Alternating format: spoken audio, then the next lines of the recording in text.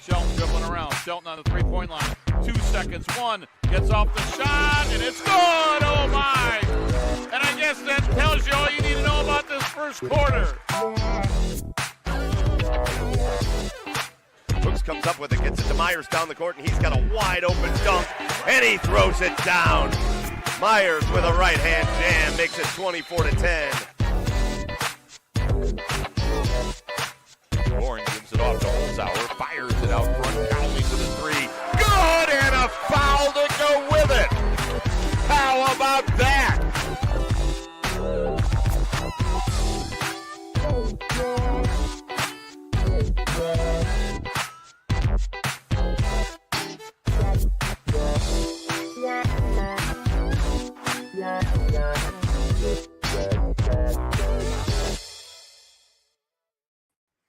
And a good Saturday morning, and this final Saturday of 2025. Where has the calendar gone?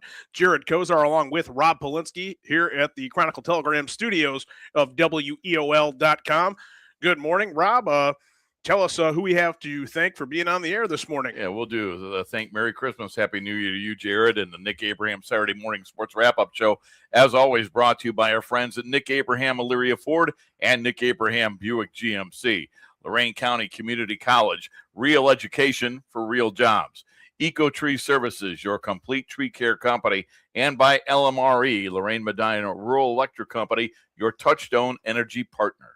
Boy, sort of a different week and a different wrap-up that we're going to have today for you, as nobody was in action last night, but plenty of things to get to regarding today's schedule. And we're going to catch up with some coaches that had games throughout the week and give you kind of updates on their programs, where they're at, and how they spent the holidays. And then, again, pretty busy day, pretty big look at a loaded slate today. Of course, we've got a game later on this evening, one that's pretty special to us, the Stillman Cup in action, as we'll have boys varsity basketball featuring the Firelands Falcons making the trip over to Vermilion. That's one of our favorites, and the Stillman Cup on the line later this evening. It'll be Rocco Nucci and I, Dave Rydell, of course, with us later this evening over at Vermilion. So, but with that in mind, let's get a look at some action for today. Rob, you got a good slate of boys basketball action. We do. It'll be Elyria taking on Massillon, Washington. That game was over at Canton McKinley. It's the shot clock tournament. That's a 5:15 start for Elyria and Massillon, Washington. Brookside is at Open Door today in boys basketball. This afternoon, it's Max Hayes out of Cleveland taking on Avon. That game is at 2:30 in the afternoon. The aforementioned Stillman Cup with Firelands at Vermilion, and you can see that on WEOL.com and the Chronicle Telegram YouTube page. Avon Lake is at Lorain. Black River is at Northwestern. More non-conference games. Elyria Catholic goes to Smithville, and Wellington plays at Cloverleaf. That one is at 7:30. Girls hoops action this afternoon. It's Brookside in evening, I should say. Brookside at Open Door. That's part of a girls-boys doubleheader. Columbia, it will make the trip to Smithville this afternoon. Avon and Lorain lock up at 12:30, and Perkins is at EC. We're going to catch up with Eric Rothgary later this hour. He's going to talk about a win earlier this week along with the Perkins game today, and we've got them in action, the Lady Panthers, Tuesday morning, as part of a holiday tournament over at Berea Mid-Park. So they're going to take on Avon in that contest. But we'll get Eric Rothgary's thoughts on that ball game, and along with some other ones, as we mentioned, a pretty busy week for those gals over there. And Eric will catch up with us later on this hour to discuss things. So again, kind of a different format. And speaking of different, when we lock up with our first guest this morning, we're going to kind of get you Paul Apple from Avon Lake. A huge win over Magnificat earlier this week. Paul and the girls went to Florida. They spent the holiday in Disney. So talked to Paul this morning. So he's going to try to carve out some time here to catch up with us as the program rolls along. Wants to be the first one out of the gate because it's a tight window. So it is, and they've got 3 games, Jared, just to let, and it's tomorrow, Monday, and Tuesday. So that's pretty rare in itself. To play 3 games in 3 days. That doesn't happen at the high school level very often. I'm interested in his thoughts on that. I'm interested in their win over Magnificat. They were up by 7 after 3 quarters in that game. They ended up hanging on to win by 2 points. They were outscored in the fourth quarter, but they still got that win 47-45. That's a couple times now in a row that Avon Lake has defeated Magnificat, and that is a big deal. In girls basketball, we know how good Mags has been over the years, and for Avon Lake to get them the last couple of times, not that they need to take, I'm not saying it's a step, but they went all the way to the state championship. But I'm just saying that Avon Lake, I think, is letting it know that on the west side of Cleveland, they're as good as any program. Well, that's entirely true, and I think Paul Apple's starting to embrace the same sort of Mike Elder philosophy of you have to hunt even though you're hunted. In terms of, I thought that was great when Mike had that line in the regular season where he said, he's like, we can't look at it as we're defending. We got to look at it as, people are coming after us. And we just got word from Paul that could be tough. They're going to be riding on that time, says that they can't get with us. Okay. We're a little bit backed up there with Paul. But I want to wish all the luck in the world to Paul and his program as they, again, like Rob said, get prepared for a pretty complicated 3-day stretch where they're playing a lot of basketball. And again, health is a big part of that. I know that they started the season with a couple of injuries. They were able to persevere and get through that. And now it's a matter of, stacking that up as you prepare to have a pretty loaded slate, 3 games in 3 days. And, you're on the road for all of them, obviously, too, and on the road in more ways than one when you're out of the state. So your routine is not going to necessarily be something that I think they can depend on, the Shore Gals, for the next couple of days, but certainly some momentum going into that road trip. And the weather's better there, I'm sure, than it is here this morning. That might help too. It's a nice reward, right? Sure. I mean, it's a long grind of a season, and we're seeing more and more teams do that kind of thing. It used to just be, Jared, that in baseball and softball, teams over the Easter break would try to get to the Carolinas or Tennessee or, to try to get some games in. And now we're seeing more and more of it, in basketball. And, again, with the grind of the season, trying to do something a little bit different. I think the interesting thing is that they were able to carve out 3 non-conference games. That can be difficult to do. But, for the SWC, when you have 14 games, one of the benefits of having a 22-game regular season is you get 8 non-conference games. Right. And that's a little bit more than maybe teams had before we went to the 22-game schedule. And also when it was a 10-team league, it was nearly impossible to make that happen. Exactly. That was another big facet of that as well when you talk about scheduling, but it's still a logistical nightmare. That's one of the things that, we would have had a chance to talk to Paul, how long in advance do you have to make those arrangements to come up with a trip like that? And, I think that's, an invite, they may have inquired about it, but it's also something where that means that you're among the best of the best to be able to say that we have a team that we want to go ahead and travel like that. Onyx Lopez, she took her Lady Falcons club on the road. They were in the Carolinas over Christmas, correct? Yes. Charlotte, I think there was a... I think it was in the Charlotte area. You're right. And I can't remember if that was right now or not. I was looking it up in the schedule, and they didn't have that part of it done because I think sometimes too those things come around pretty late, and maybe you don't know the opponent. Yeah, exactly. Right. It's not quite set up. And if somebody has to bail on it for whatever reason, that can happen too. Brittany McNamara Cole, she was also in a situation where the Lady Middies went on a trip. That one was right before Christmas, so about a week ago that they were in a situation like that. They found themselves on the road, but it's cool. I think it's good, and certainly I think when you have aspirations of what could your team be in March, these kind of trips set the tone for that, and it's a building block. It's you're building that relationship and that cohesiveness. So maybe your best basketball isn't right now, but it certainly can be a building block to that when you need to have that come tournament time. So it's the same sort of feeling, I think, as far as maybe not elimination games, but the one and done type scenarios, and then you got to go back home and regroup. And a little housekeeping, Jared, just to let you know, this is a live show, and during live shows things happen. So Jeff Holzhauer will be reaching out to us ASAP to try to fill the time slot that Coach Apple wasn't able to do, but he is just getting out of the gym, needs a minute or two, and then we should have Jeff Holzhauer. Well, let's go ahead and give him that minute as we'll step aside and take a quick break. It's the Nick Abraham Saturday Sports Wrap-Up Show. It is online at weol.com, and find us at the Chronicle Telegram YouTube page. At Nick Abraham Elyria Ford, we make it that easy. This month, get 0% on all 2025 Ford F-150s, including Lightning, regular cabs, super cabs, and Super Duties, plus all Explorers and Escapes. Stop in or shop us at buyabraham.com. Lorain County Community College is where you'll lock in your future success. LCCC will get you prepared, get you credentialed, and get you working. Lorain County Community College. Your goals, your career, your future. Enroll today. Hi, Tim Elkhorn, Cavs radio voice. Recently, we had some trees removed. So again, singing the praises of EcoTree Services. In a few hours, EcoTree had removed the unsightly trees, cleaned the debris, and opened the area for a new fence. I can't say enough good things about the people at EcoTree. I've used them several times, always thrilled with their work. If you have trees that require pruning or need to be removed, contact EcoTree, a local business that deserves your business. They've earned mine. Go to ecotreeservices.com. And welcome back into the Nick Abraham Saturday Sports Wrap-Up Show. Jared Kozar and Rob Polinsky, and joining us right now, the aforementioned Jeff Holzhauer with the Keystone Wildcats. Coach, good morning. Welcome to the program. Thanks for adjusting your schedule on the fly with us. And pretty big week for your guys as you went on the road and played in a tournament, and you had Walsh Jesuit over at Brunswick, correct? Yeah, we had Walsh over at Brunswick. We were happy we got invited to a great event like that. We had a great time. They took great care of us, and Joe Mackey does a great job over there. So it was a great day for us. We enjoyed it.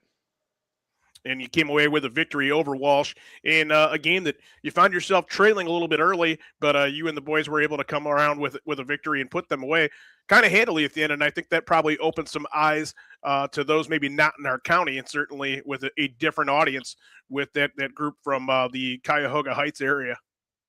Yeah, I mean, we're still Keystone, and I've explained to a lot of people where Keystone is, that we're a high school in Ohio and all that. So sometimes when we travel a little bit east, we need to explain ourselves. And it was nice that we were able to go over there and take care of business and play some really good basketball. And I was real happy with how our kids performed.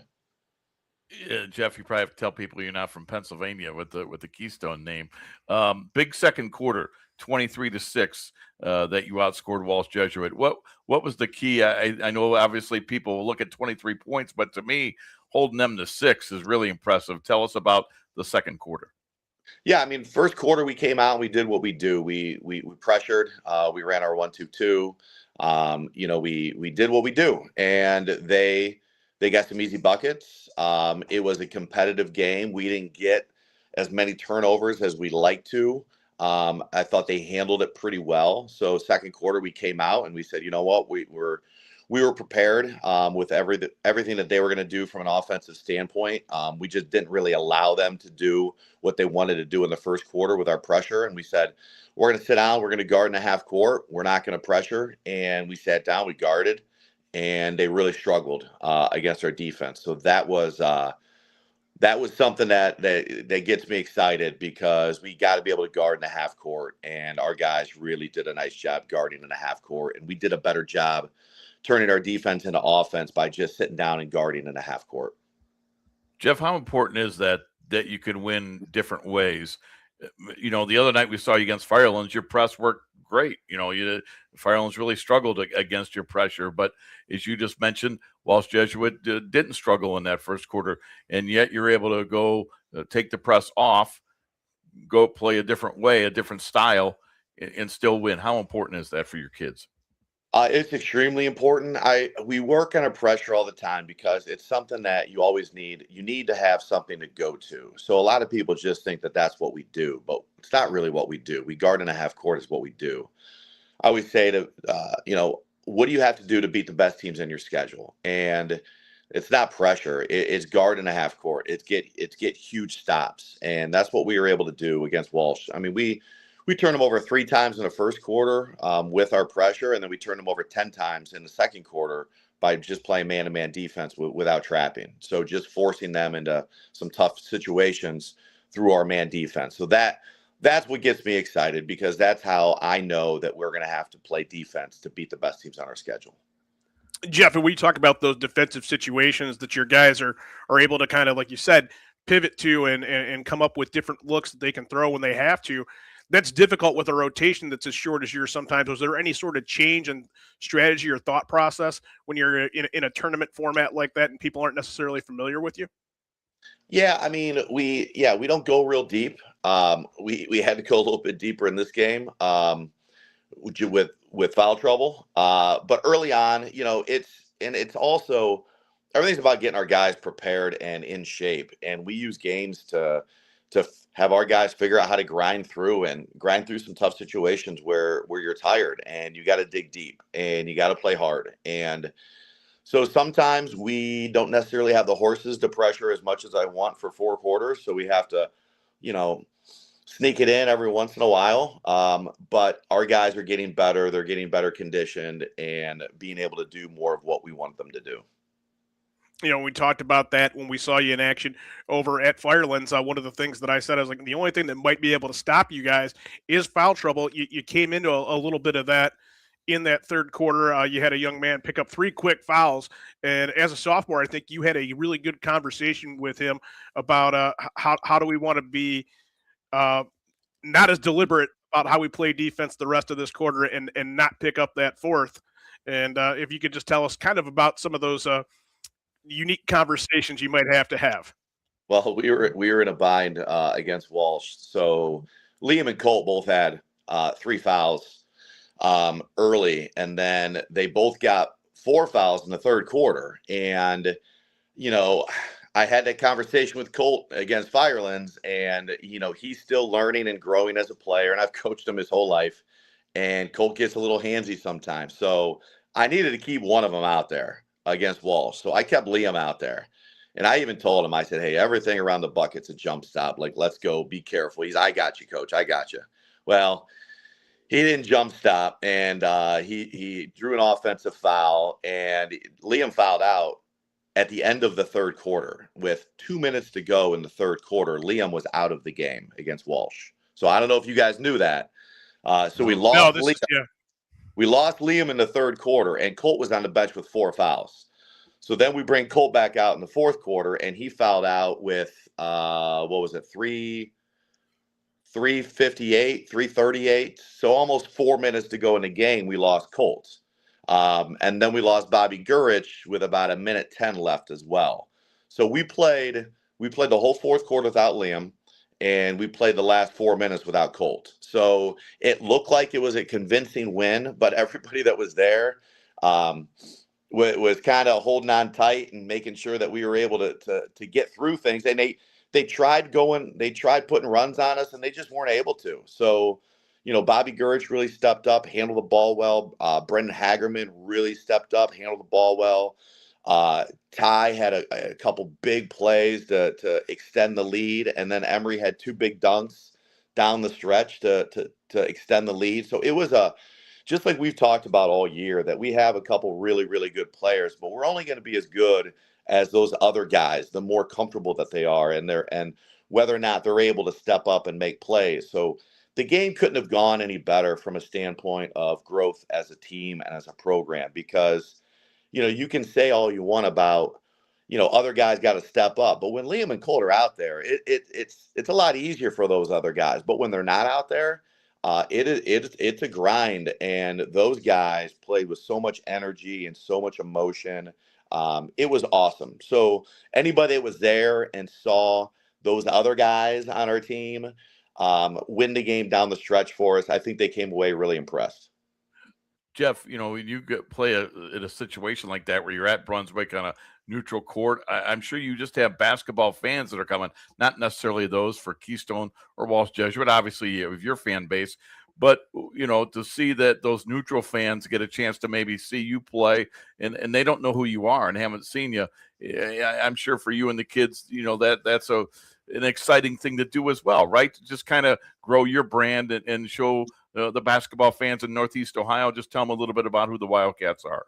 No doubt. And that's why we do things like that. And even, Rick Nolan, writer, came up to me. I haven't seen him in a while. Sometimes he covers us when we play some Medina County teams. And he was excited. He said, "You're better for that."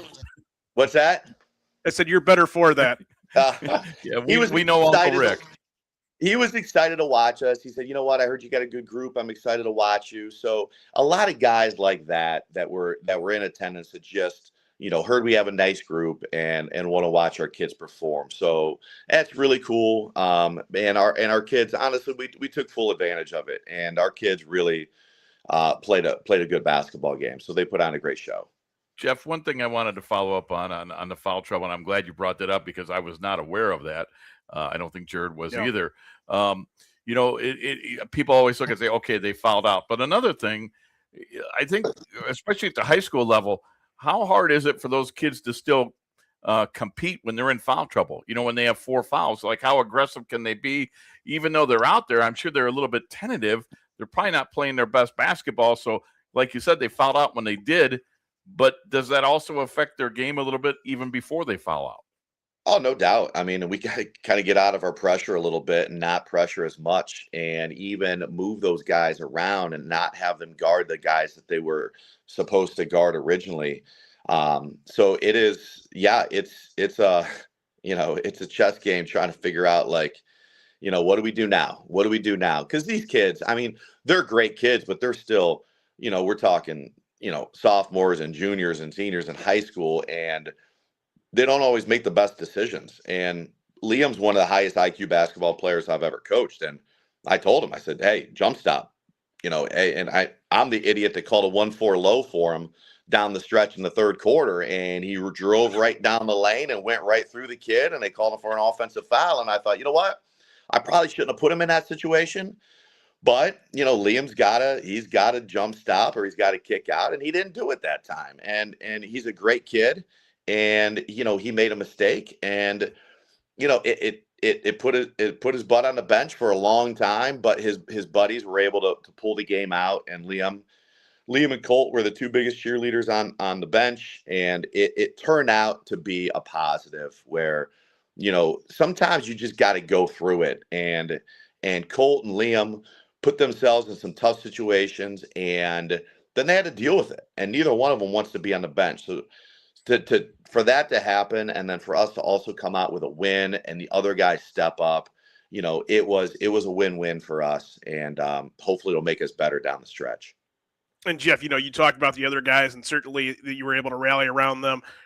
It's not necessarily a luxury, I don't want to call it that, but maybe a comfort for you and your staff to have a guy like Emery Fedor that is one of the better finishers in our area to say, okay, literally and figuratively, we're going to need you to knock down a few buckets. Like you said, come away with a couple high percentage shots or dunks. But, you know, he's got great inside moves and can finish. Yeah. I mean, Emery's a finisher for us. So we prefer it if he just goes up and dunks. I think his shooting percentage is a lot better when he just goes up strong like that. But they were 2 big ones down the stretch for us in the fourth quarter. And I think Bobby Gurich found them both times. And they were trying to come out and pressure us, and we pulled them out. And Bobby made a couple great passes and got the ball to Emery, and he attacked the rim hard. So you have to have kids that want to finish down the stretch to win those types of games. And we even took some shots where Colt took a 3 that I'm yelling, pull it out, pull it out, pull it out. We kick it out to Colt, and he nails it. And the same thing in transition. You know, I want to run a little clock, and Brendan Hagerman is being pressured, and he kicked it out to Ty. And I'm thinking, oh, no. And then Ty nails it. So, like, those are shots that we call them daggers at Keystone. Like, you need guys that want to take those shots. And both Colt's 3 and Ty's 3, they weren't the best shots in the grand scheme of basketball, where we have the lead, let's run a little clock. But that's how you win those games. So you never want to take the air out of the ball too early, and because we were attacking the whole game. So we wanted to continue to attack, and those were attacking plays, attacking shots, and they were huge. And you make those types of shots, and that's how you stretch the lead out. You know, and especially after Colt fouled out, our guys continued to make plays and continued to take shots. So your 2 best players are out, and the other guys don't care. And, you know, they didn't bat an eye. They just kept attacking. And that's why we came away with a win. But anybody that was there, you know, it seemed a lot closer than the 17-point win just because of the circumstances that we were playing under. Coach, I like to call those, from a coaching standpoint, the no, yes shots, right? When Oh, you're sitting there going, no, I've yes. said it a million times as a coach. I can go through all the players that I've coached that were no, yes players. I've coached a lot of them, and they've won us a lot of games.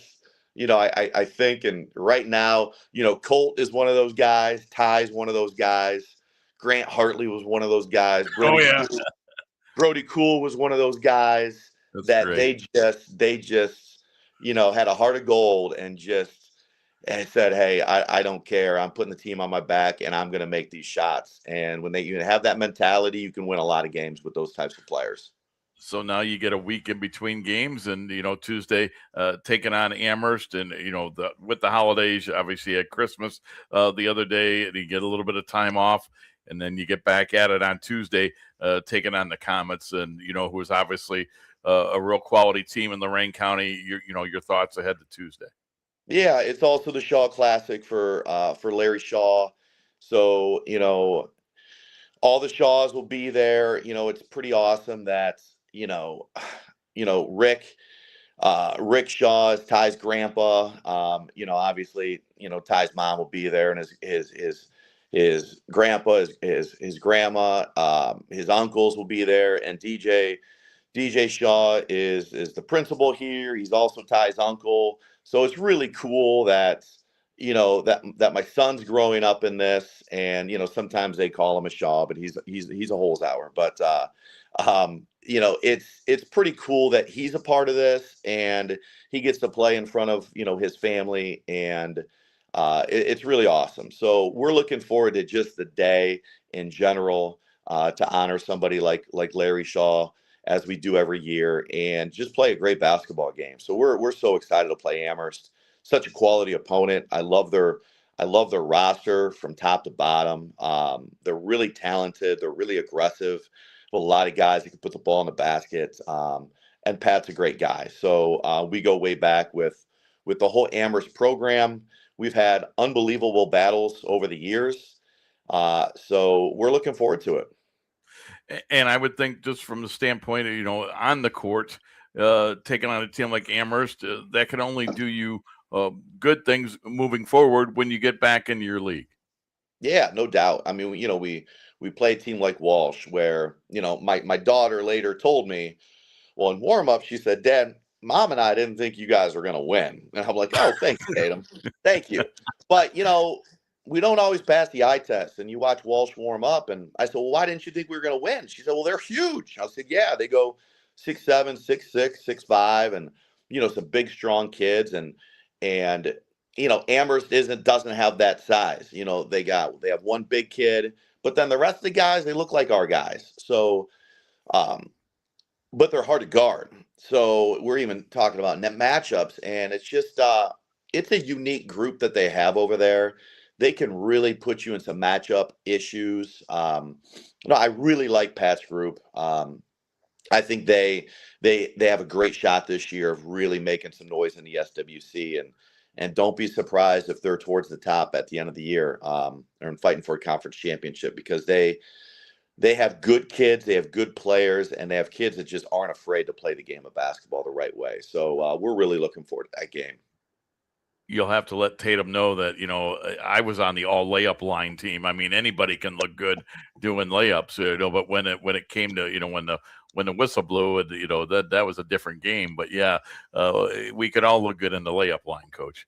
No doubt, no doubt. So I guess my guys need to do a little bit better job being flashy. Or maybe not. Hey, maybe that's a good thing. The other team might think, hey, we got these guys too. Maybe your daughter's onto something. I think they did. Over at Walsh Jesuit, looking at the Wildcats warming up. I think they thought they weren't going to have any problems with us. Well, Pat Bray's rebuttal comes at 10:40 this morning, so we'll be able to talk about that. But in the meantime, Jeff, thanks for taking the time this morning and really carrying us through that first part of the show. We appreciate that, and all the best to you and your guys as you prepare for that game Tuesday. Special event, as you mentioned, honoring the legendary Larry Shaw. Yeah, like I said, we're looking forward to it. It's going to be a great night. So hopefully we get some of those basketball fans that just want to come out and see a good game in the county. I think that's the game to go to. So hopefully we'll have a great crowd, and we'll put on a great show. Well, we're looking forward to it. Jeff Holzhauer with the Keystone Wildcats, and good luck to you guys as you move ahead with this week and looking ahead into 2026, Coach. All right. Thanks, guys. Appreciate it. It's our pleasure. And that's Jeff Holzhauer. We're going to take a quick break here. On the other side of that break, Guy we haven't caught up with yet this year, Eric Rothgary with the Elyria Catholic Lady Panther program. He's going to join us. Busy week for he and his club, and we'll get his thoughts on those matchups coming up. Stick around. It's the Nick Abraham Saturday Sports Wrap-Up Show. Jared Kozar, Rob Polinsky, live on WEOL.com and also streaming on the Chronicle Telegram YouTube page. At Nick Abraham Buick GMC, we offer the greatest customer experience around, plus upfront, no haggle pricing and great deals. Right now, lease the 2025 GMC Sierra for just $339 a month. Stop in or shop us at buyabraham.com. Lorraine Medina Rural Electric offers a quick and easy way to pay bills online, monitor your daily electric use, and receive updates from your cooperative through SmartHub. Members can sign up for this service at www.lmre.org or contact the LMRE office at 440-647-2133 for more information. Welcome back to the Nick Abraham Saturday Sports Wrap-Up Show. Jared Kozar along with Rob Polinsky, and joining us now is going to be veteran Elyria Catholic Lady Panther Ball Club head coach Eric Rothgary, who is cat's out of the bag, and now he's just a basketball coach, correct? Well, he always was just a basketball coach. He didn't work. Well, yeah, there you go, Rob. I'm not going to get into that one. But sorry, Eric. I didn't think it mattered now. I mean, everybody knew. So, Coach, Merry Christmas, and thanks for joining us. Busy week for you and your ball club. You have Norwalk earlier this week, and now you're back in action again this afternoon against Perkins. And we'll get to it later on, but we've got you on Tuesday morning in a very unique format in the week ahead. Yeah, it's been kind of a weird schedule so far. We had like two games where we only played on a Saturday. We were off for a week, played on a Saturday. We were off for another week. Now we have 3 in a row where we get one practice because of the holidays. So we had one practice for Norwalk, we have one practice for Perkins, and then we'll have one practice for Avon. So it's kind of a strange way to go about it, but I think the girls are responding well. We've had, good practices lately. We had a tough game with Norwalk on what was that? Whatever day that was now. I lose track of days. Tuesday. It was a Tuesday, I guess. Okay, Tuesday.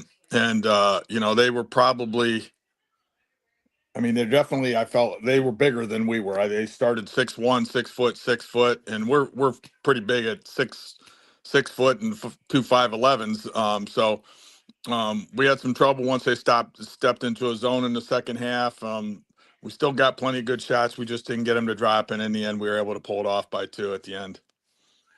Coach, when your non-conference philosophy, I was just curious. I know Norwalk has had a quality program over the years. I know you've played Bellevue in the past, and they've won state championships. Perkins is a program that's very good again out west, and then you're taking on a county team, Avon. It has had tremendous success. You just kind of tell us about your philosophy on your non-conference games. Well, we're just trying to get the best, the best that we can get. We want to be competitive with the teams that we play, but we're looking for good quality matchups. We want to have like a regional type team that you play, and you're in that schedule. We got Massillon at the end of the year who's having a great season. We got Massillon Perry at the end of the year. So 2 trips to Massillon. We pick up Mapleton this year, who's having a really good season. They've had a couple of good seasons out there. So I think their coach was trying to step up their schedule. So we have them later on in the year too. And is that something, Eric, where you're at that point with your program now where you've earned that sort of clout and cachet to say, hey, EC is available, let's get them on to see how good we are? They're comparing themselves against you in that sense too. Yeah, I think so. I think that's a good point. I definitely, when somebody reaches out to us to want to play, we definitely look forward to that opportunity. Eric, can you kind of tell us how the year has gone so far? I haven't had the opportunity to see your team play. I've heard from people, that are close to the program that have told me that, you're playing really well. You don't really have that go-to girl maybe that you've had in years past. No, Can you tell us about your team? I don't know. I feel like we got a couple of them. So, okay. We got a lot of kids. I think Gabby's our leading scorer, Gabby Rodriguez. She's our only senior. I think she's about 12 a game. Then Ari Damaki is around 10. And I think Claire and Soph are probably both around 8. So We've had different leading scorers a couple different nights, but I feel like everybody can score. And Juliana Cerny's our fifth starter, who she's really just trying to get it going. I mean, she just so many shots in and out right now, but I mean, she could at some point be the leading scorer on our team. I mean, she's a great 3-point shooter. She's got great basketball IQ. So in that starting five, we feel like anybody can be a leading scorer any night.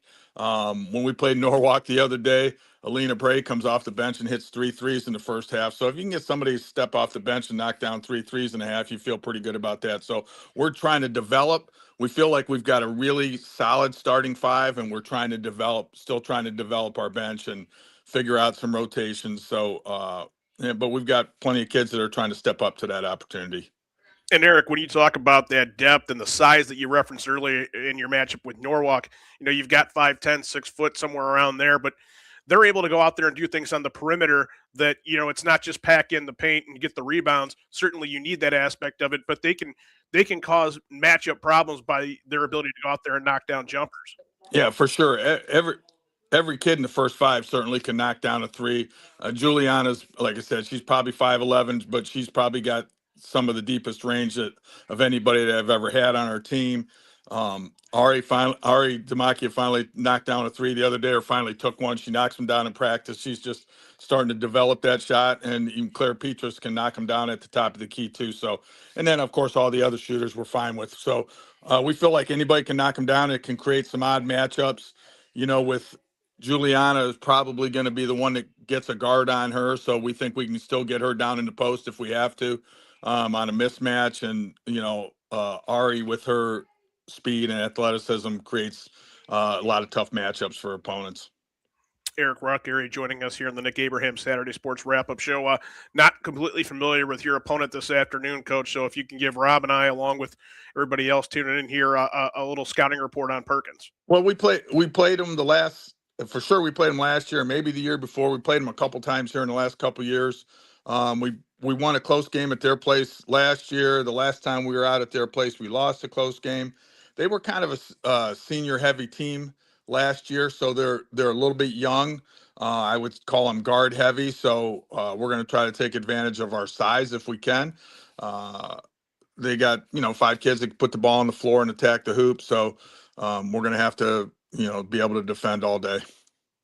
Eric, where are you looking for improvement from your team? Getting through the holidays, getting through this non-conference portion. Then when the calendar flips to January, you get back to conference play. What are some things that the Lady Panthers need to do a little bit better, in your opinion? We just need to keep working on our conditioning. I've learned over the years that that's a slower process than you generally want it to be, because if you try to speed up that process, you end up with shin splints and people getting hurt. So our goal was actually to be in top condition by, the first week of January. And we feel like we're getting there. The girls are putting in the work on the shooting machine too. It hasn't 100% paid off. I think we shot close to 40% on Tuesday, which we would take that all year. So we're just, working on our shot improvement, execution. Again, I've learned that this is a process and not, it's not a sprint, it's a marathon. I tell people all the time. We're getting more in offensively. We're getting more work in on zone offense, and we feel like we're improving in those areas. So as long as we keep improving in those execution areas, we should be in pretty good shape.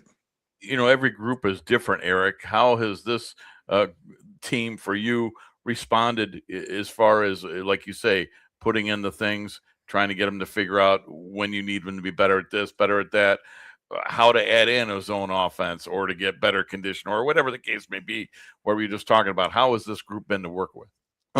Very coachable group, one of the nicest group of kids that I've had. A lot of kids listening. I don't have anybody fighting me at practice or bad attitudes. Not that we generally do have that, but there's, you go through the years, you get one or two that can really disrupt a practice. And this is just a really good group of kids. They come ready to work every day. Again, I haven't had any complaints from anybody yet this year, so it's been good. Can you get more done because of that? For sure. Yeah, I mean, we can, we have a lot of hour and a half, hour and 45-minute practices, and rarely we go 2 hours because we're able to get in everything that we want to get in that period of time. And I had a great coach once tell me, Bob Walsh, that if you can't get it done in an hour and a half after Christmas, that's on you. So after Christmas, we try to really get down to that hour and a half time limit so we don't burn them out. And it's just a good group for that because they're allowing us to get a lot in an hour and a half, an hour and 45 minutes. Boy, and we joked around about it at the top of the interview, Eric, but obviously now that you're moving on professionally and you're able to do this now, does that change the routine for you at all, or is this going to be something where you're locked in on? Yeah, I don't know, maybe just a little bit. I've always been a person who tried to watch a lot of film, and I would say since I retired 1st of December, I've probably watched a little more than I normally would. But I enjoy doing it. It's fun to break down film of other teams and kind of see if you can look into their tendencies and what they try to do when the pressure's on them. So it'll allow us probably to look ahead a little bit more when it comes tournament time, tournament draw time, and maybe look at a few more teams than I normally would with the hassle of going to work every day. I won't have that on me. So we'll be able to look at maybe a little more film or go watch a few more games. Well, that sounds good. And all kidding aside, thank you for your service to the area for those years, and congratulations on that next step and being able to well deserved, I guess. I appreciate that. I appreciate what you guys do for local sports and girls sports specifically. You guys do a great job. Well, it's our pleasure. Yeah, we enjoy those comments. So good luck this afternoon, Coach. And we'll see you Tuesday. See you Tuesday with Avon out at Berea Mid Park. We're looking forward to that. That's our first trip out there in a long time, and that format, well, especially around the holidays, really works for us. So thanks for being a part of that. All right, we'll see you out there. All right, take care, Coach. And Eric Rothgary with the Elyria Catholic Lady Panthers. Busy week. That's a little bit different, but I think that maybe you find yourself in other situations where schools would say, well, we had 8 practices over the holidays, and now we can't wait to see an opponent, where maybe it's the inverse there is we didn't have time to worry about getting stale. Everybody has a different philosophy, and that's what's interesting. We've learned that out last week when we were talking to coaches. We were looking at how they were approaching, the time off. I remember specifically Kurt Russell saying they're off till January 6th, right. And he loved it because he felt it was 2 weeks that they could really get a lot of things done, put a lot of things in. So I think different teams, different programs, whether it's boys, girls, they all have different philosophies. Sometimes it's what the schedule maker can do. Maybe you want to play, you couldn't find a game, right? Or maybe you didn't necessarily want to have a bunch of games, but that's what the AD gave you. I mean, you just have to deal with it. But I do think it's always interesting, Jared, each year for each team what they decide to do. Yeah, I think if you're in that situation where it hasn't gone well for you in that first half of the schedule, you're thinking to yourself, we've got a chance to reset here. Right. Use that time for Kurt and his team. Obviously, we were talking about a lot of overtime wins that they've been a part of over at Oberlin, and good that they were able to close those games out. But yeah, maybe you get, like you said, work on some things that maybe were elusive to you in that 2-week span. So going to take a quick time out. We're trying to connect with Colin Myers over at Firelands and get his thoughts on a matchup later on today that we'll have. So stick around. It's the Nick Abraham Saturday Sports Wrap-Up Show, and we are online at WEOL.com and the Chronicle Telegram YouTube page. At Nick Abraham Elyria Ford, we make it that easy. This month, get 0% on all 2025 Ford F-150s, including Lightning, regular cabs, super cabs, and Super Duties, plus all Explorers and Escapes. Stop in or shop us at buyabraham.com. Lorraine Medina Rural Electric offers a quick and easy way to pay bills online, monitor your daily electric use, and receive updates from your cooperative through SmartHub. Members can sign up for this service at www.lmre.org or contact the LMRE office at 440-647-2133 for more information. Welcome back into the Nick Abraham Saturday Sports Wrap-Up Show. Jared Kozar along with Rob Polinsky. Joining us now, head coach of the Firelands Falcons. That's Colin Myers, and he's got a big game this evening, very special for us to be involved in that one. He's over at Vermilion. Coach, good morning, and thanks for taking some time. I know that you're in the gym this morning with the fellas. Yeah, good morning. Thanks for having us.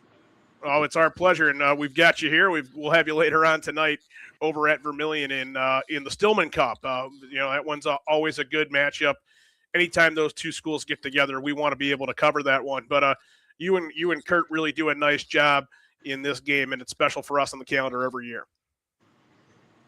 Yeah, it's our rivalry game here at Fireland, so the kids always get juiced up and excited to play in that one, which makes it even more exciting to coach in, especially since I used to play in the games like that. They always are special. Vermilion plays the right way. They play hard. We always know it's going to be a high effort, high energy game from both teams. And Coach, you talk about used to. It wasn't all that long ago. As a matter of fact, Rob and I last week over at Keystone, we thought Jeff Holzhauer was drawing up plays to stop you personally as you jumped off the bench a couple of times, and he looked over here and said, does Myers still have eligibility? I got to figure this out. Yeah, it wasn't too long ago, and that's why it's fun to coach these kids, because I was there not long ago, and, it's fun to help them along, and, I'm still competitive, so it's fun for me too. Colin, since the last time we saw you when you lost over at Keystone, boy, a big win for your program on Monday. I was just reading about it. You take on Norwalk and defeat them 57-26. Talk about your defensive effort on Monday, holding the Truckers to 26 points. Yeah, we're starting to get our team healthy again and getting kids back. That was the first game Carson Lima was back for us. And he's a starter for us. Makes a huge difference. I think he had 5 steals in that game.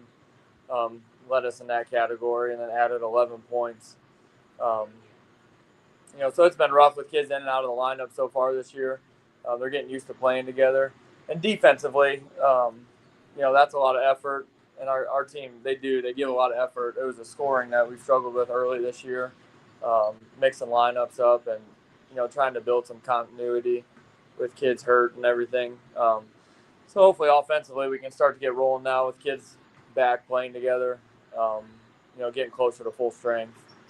Colin, your bench gave you some big-time points, on Monday. That's not always the case in high school basketball. How important is that going forward if you can get contributions from the bench like you did on Monday? Yeah, we believed going into this year, we had at least 9 guys that we could rotate in and, can contribute and could be starters on other teams. But because of the injuries and everything we've dealt with so far, we had kids kind of playing out of position, just trying to fill in, which kind of took some kids out of the game they should be playing. So now with some of those kids able to play their role, now that we're healthier, they're more comfortable, they're more confident, and then we get those better performances and better contribution from all the kids. We saw that the other night. We had 9 kids score against Norwalk. That was most kids, obviously, we've had score all year. And it wasn't all Aiden Fortner this game. He was able to kind of take a backseat to some other kids, which was good, to see us be able to score in other ways than just Aiden. And we were on hand to see, Aiden Fortner, he did a great job against Keystone when we had you a week ago, but you got to that fourth quarter and they had game plan for him. He had a rough game at that point. He was carrying you guys, but as you mentioned, getting Lima back is going to help there, and he doesn't have to carry the load. Yeah, not taking anything away from Aiden. He's been a monster for us. Sure. But you guys know just as well as anybody, it's hard to win if you only have one player scoring. And we're young. We knew some of those other kids were going to take a little bit, but now that a lot of these kids are starting to score and pick it up, it's going to make the game easier for him and everybody. So, hopefully, like I said, we can get the offense rolling, get some continuity, and, more kids scoring the basketball. When you think about tonight, over there at Vermilion, Kurt obviously likes to set that tone early. His goal is going to be to make you play his game coming out of the gate. How do you have to approach that, especially with, as you mentioned, some younger guards? Yeah, like we said earlier, Vermilion, he always has those kids playing the right way. Especially, I think he's got alumni night over there tonight, so it's going to be loud. They're pulling out all the stops. Yep, it'll be a little hectic, and they play a lot of guys this year. So they're going to rotate bodies in, and like you said, they're going to try to get after us and our guards, just rotating people in. trying to stay fresh. And we'll be similar. We're going to rotate bodies in, try to get up and down the floor. They play well in transition too, and they can shoot the ball. But hopefully, our physicality and the way we play, hopefully we're able to win on the glass and push them around just a little bit. Colin, how much did the win Monday help your team's confidence? Now that they saw the guys back and with them what you can do, how much confidence does your basketball team have in going into tonight? It's been huge because we gave away multiple games early when we were missing, a couple starters. And, we said those are games we should have won and definitely will win the next time around. And even against Keystone, we played well at times. Sure. And then we were able to build on that against Norwalk. And, we just came out. They were ready to play. We've stayed positive through this whole thing.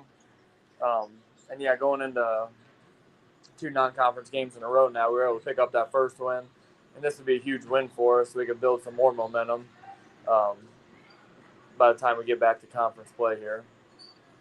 Well, we're looking forward to seeing you later on tonight, Coach. Again, that's always a special game.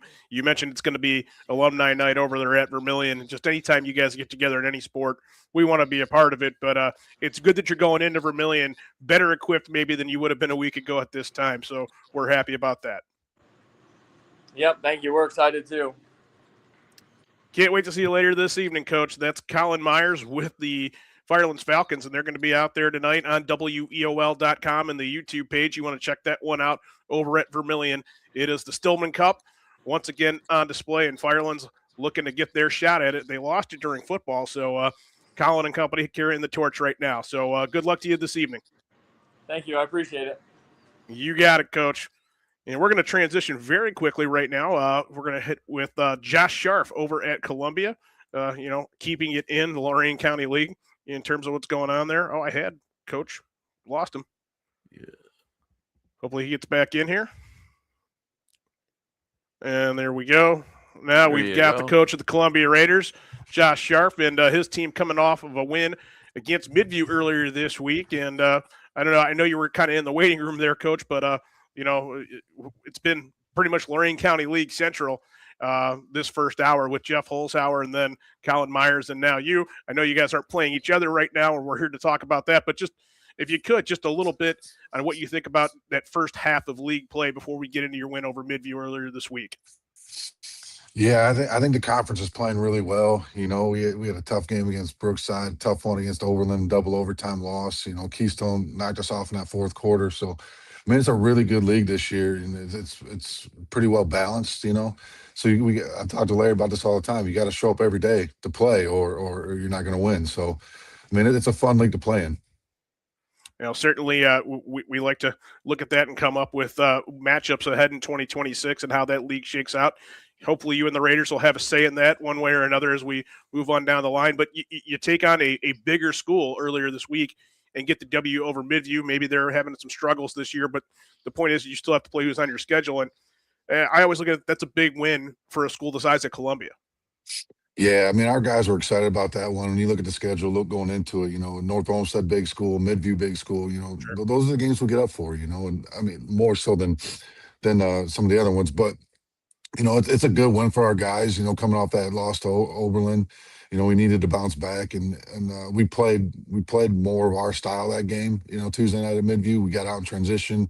We had a really big first quarter. I think it was like 24 to 6 or 24 to 8, something like that after one. So, when we play that style, we're a pretty good team.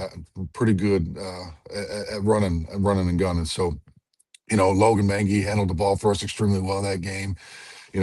Defended Jocko pretty well when we switched on to him late. Shut him down. I think he ended up having 5 points after we switched Logan on to him. And Jack Washburn played incredibly well. It's probably the best game he's had in his career at Columbia. He had 25, but more importantly than that, he rebounded extremely well. He had quite a few assists in that game. So, we're starting to play our style of basketball. Go ahead. I was going to say, I think that the moniker maybe in Columbia for the past 20 years has always been, hey, those guys are a really good football team, then they can play basketball too. So you're starting to get those guys back. It's been basically a month removed from football, You guys basically healthy where you want to be now from what the fall was, the toll that took on your guys? You know, we were getting healthy, and then we had some more injuries. So we're varsity wise, we have 9 guys in the gym right now that are healthy. And Logan, that counts Logan, who's pretty well banged up with his ankles. So, you know, we haven't been in the gym since Tuesday night. You know, after that game, we haven't been back in the gym yet to just to give those guys a break. And you know, Dylan Fisher's dealing with a back injury. You know, Ambrose Beach dealing with some knee injuries. So, you know, we're going to make it through. We're not healthy by any means, but I don't think anybody at this point in the season is healthy. So, Josh, how do you balance giving the guys time off, knowing that you still want to stay sharp, but the big picture, hey, I can't run my guys into the ground during practice when we're hurt. How do you try to balance all that? right, it's difficult, you know, because we're going to lose some conditioning this week by just not being in the gym. But at the same time, you know, most of those guys have played football. They've been going nonstop since June. You know, we started in June. Football starts in July. They really haven't had a break since. So, you know, we thought it was a really good time. We don't play until the 6th. So after Tuesday night, we thought it was a good time just to give them some time off and to be kids and relax. And you know, we took the guys bowling yesterday, you know, just to do something away from the gym and you know, just hang out and be teammates. You know, I think that's just as important as being on the course. So we'll get back in the gym Monday night, and then we'll get ready for the next following Tuesday. We go back in the league play with Clearview and Black River. Josh, to go back to the Midview game for a minute, you know, when you're playing during the holidays, you're not in school, you're not in your routine. You know, I don't know about you, if you had any Christmas shopping still to do on the 23rd or where my point is, you don't probably know where the kids' minds will be. So how much more impressive was your win and your performance when you consider all those things that can go awry during the holidays and getting out of your routine?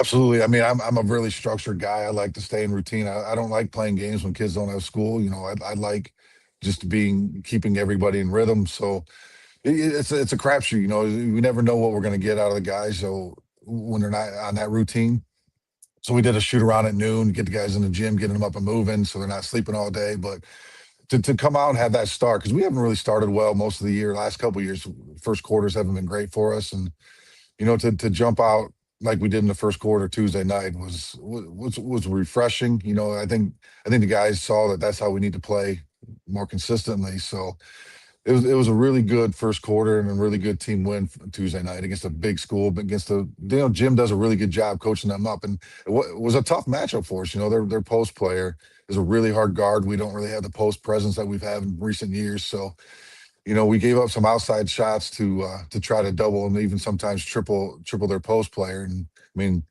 he was coming off an ankle injury, but he's still a force to be reckoned with. And then Jocko played really well. And like I said, Logan, when we switched him on to Jocko late in that game, and it really helped switch the tide back in our favor. Josh, where do you think, when you talk about being off until the 6th, give us a difference or two for your Columbia Ball Club in 2026 versus 2025? Yeah, I think we're going to be playing in transition more often. You know, we talk about it going into the season, but we really didn't have the preseason to work on it.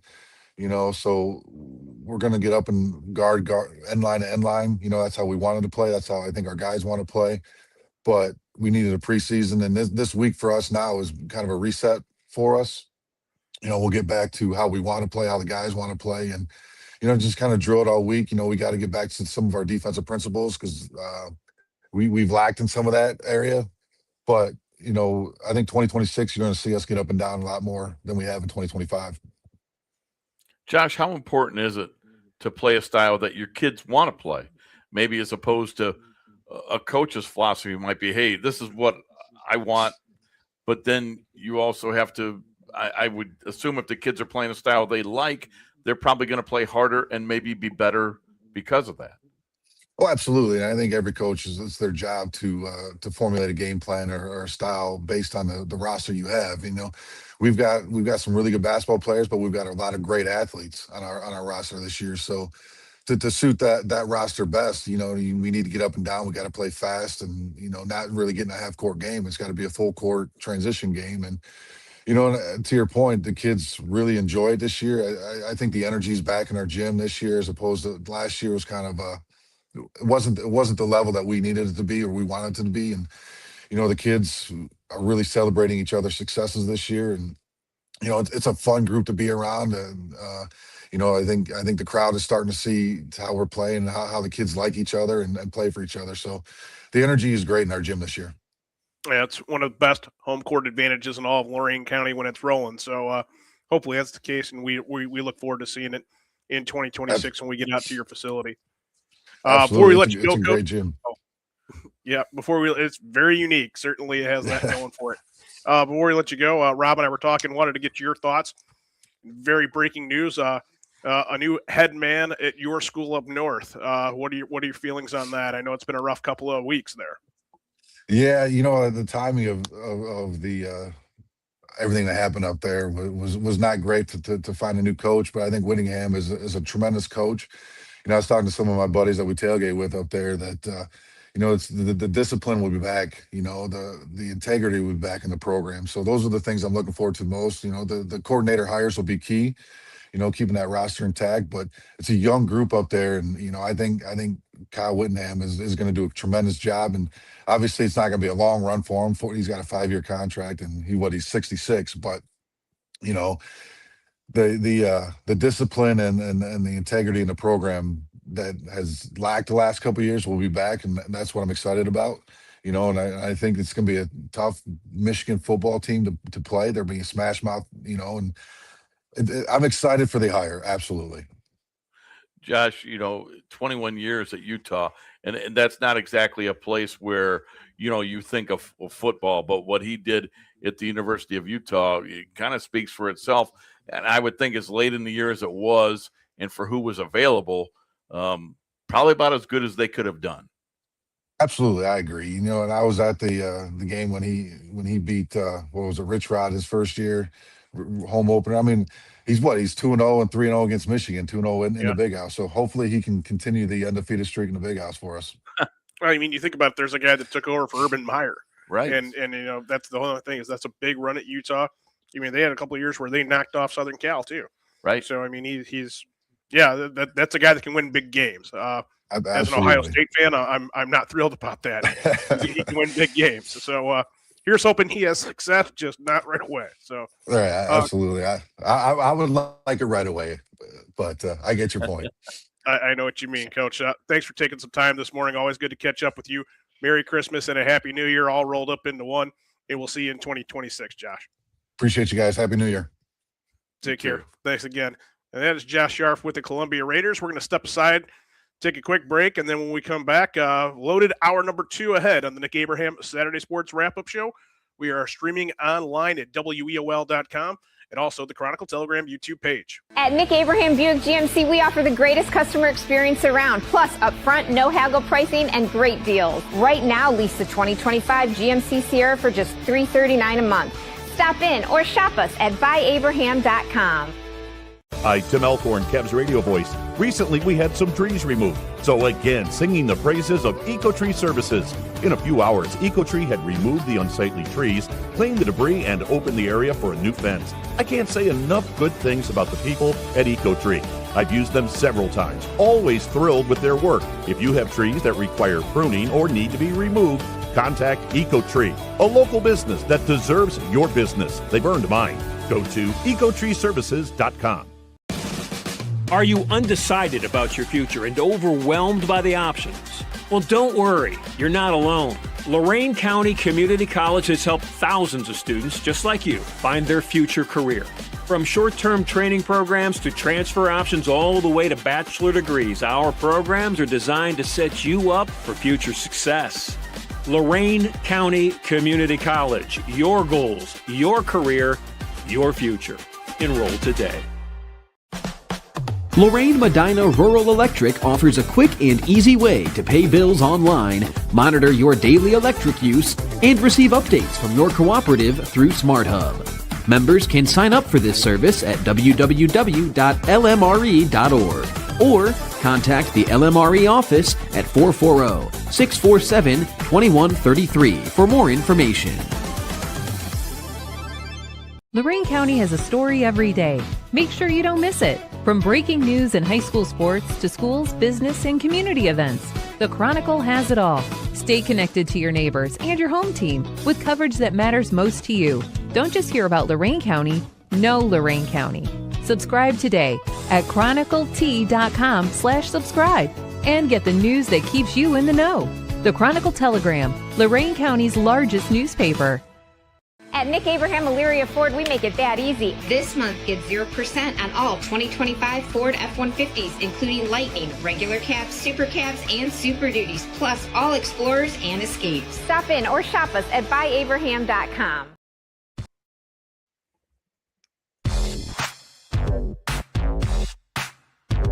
Shelton dribbling around. Shelton on the three-point line. 2 seconds. One gets off the shot, and it's good. Oh, my. And I guess that tells you all you need to know about this first quarter. Brooks comes up with it, gets it to Myers down the court, and he's got a wide-open dunk, and he throws it down. Myers with a right-hand jam makes it 24-10. Warren gives it off to Holzhauer, fires it out front, Cowley to the three. Good, and a foul to go with it. How about that?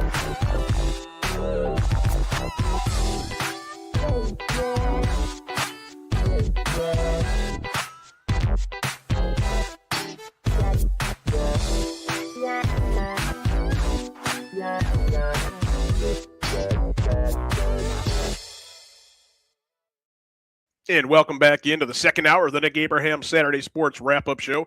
Jared Kozar and Rob Polinsky. This will be the final Nick Abraham Saturday Sports Wrap-Up Show of 2025. Rob and I talked about that at the beginning of the program, and we've been connecting with coaches on that and just how fast this year has flown. And you think about just what a tremendous year in sports in Lorain County. Avon capturing 3 state championships, meaning volleyball, soccer, and also football. Mike Elder goes back-to-back. That's something I think about when I think about 2025 that I'll always be able to reflect on. No doubt about it. And, I don't know what's more impressive, the back-to-back state titles for football or 3 in one. 3 in a month. 3 in a month in the same sports season. I'll be honest, I can't remember any high school, boys, girls, parochial, public, ever doing that. I really have to think about it, but that's incredible, especially a sport where you have the boys where sometimes they can share. It's so rare to have football and soccer both be good. Normally, if you're a good football program, your soccer isn't great. If you're a great soccer program, your football isn't great. There's and concessions Avon, made, right? Yeah, Avon finds a way to make both those things happen. And again, today's show brought to you by Nick Abraham, Elyria Ford, and Nick Abraham Buick GMC. Final Saturday of the year. Everybody knows this is a great time of year to get down there and get a car before New Year's. They want to help you out and give you a great deal. Go see Chuck or Wendell at the Ford or Buick GMC store. They'll take care of you. LCCC, real education for real jobs. EcoTree Services, they're your complete tree care service. And LMRE, a Touchstone Energy partner. Boy, and, before we get to the schedule of things going on today, when you talk about not just this year, but we're going to catch up with Rocky Houston here momentarily. Keystone, when you think about that, in 3 consecutive years, we've had somebody locally that we know either get to or capture a state title in girls basketball. Going back to 2023, Midview went to the Final Four. Falls went down there. They were able to put one away, and get a championship. We had the Keystone girls in 2024, and we had Paul Apple, who we wanted to connect with at top of the hour number 1. They played for it all in 2025. So, I look at that still in the calendar year.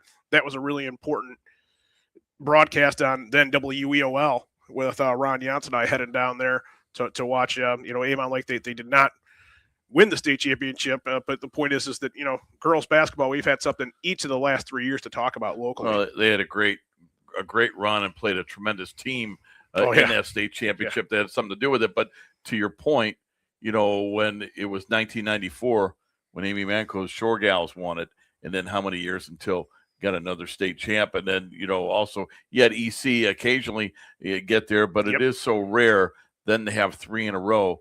Really speaks to the quality of Lorain County girls basketball. And let's be honest, in that tournament trail, when you have a great season, you have to have a little luck go your way as well. Certainly. But you have to have the talent and then a little bit of luck. And if you're fortunate to combine both those things, sometimes you can have a special run. Yeah, well, we've been blessed the past couple of years to be able to have something to talk about in March on that girls tournament trail. Speaking of girls basketball, boys basketball, pretty big slate today, Rob, on the boys' side. Yes, it is. The Elyria Pioneers. We'll hear from Coach Brett Lyric a little bit later this hour. They're going to take on Massillon, Washington. It's down at Canton McKinley at the Canton Fieldhouse, a great venue in the state of Ohio, and that is the shootout, the shot clock classic. Yeah, thank you. Shot clock classic. So those of you that are fans of the shot clock, go down there. And not that Elyria needs a shot clock because they can shoot about every 5 seconds, but it's Elyria and Massillon, Washington, 5:15 later on this afternoon. Brookside is at Open Door. It's Max Hayes taking on Avon at 2:30 this afternoon. We'll hear from Mike Fitch later this hour. Firelands is at Vermillion. That'll be on WEOL.com and the Chronicle Telegram YouTube page. We heard from Colin Myers last hour. We'll hear from Kurt Habermill at 10:30. Avon Lake is at Lorain, another Lorain County matchup with two schools. Black River will take on Northwestern.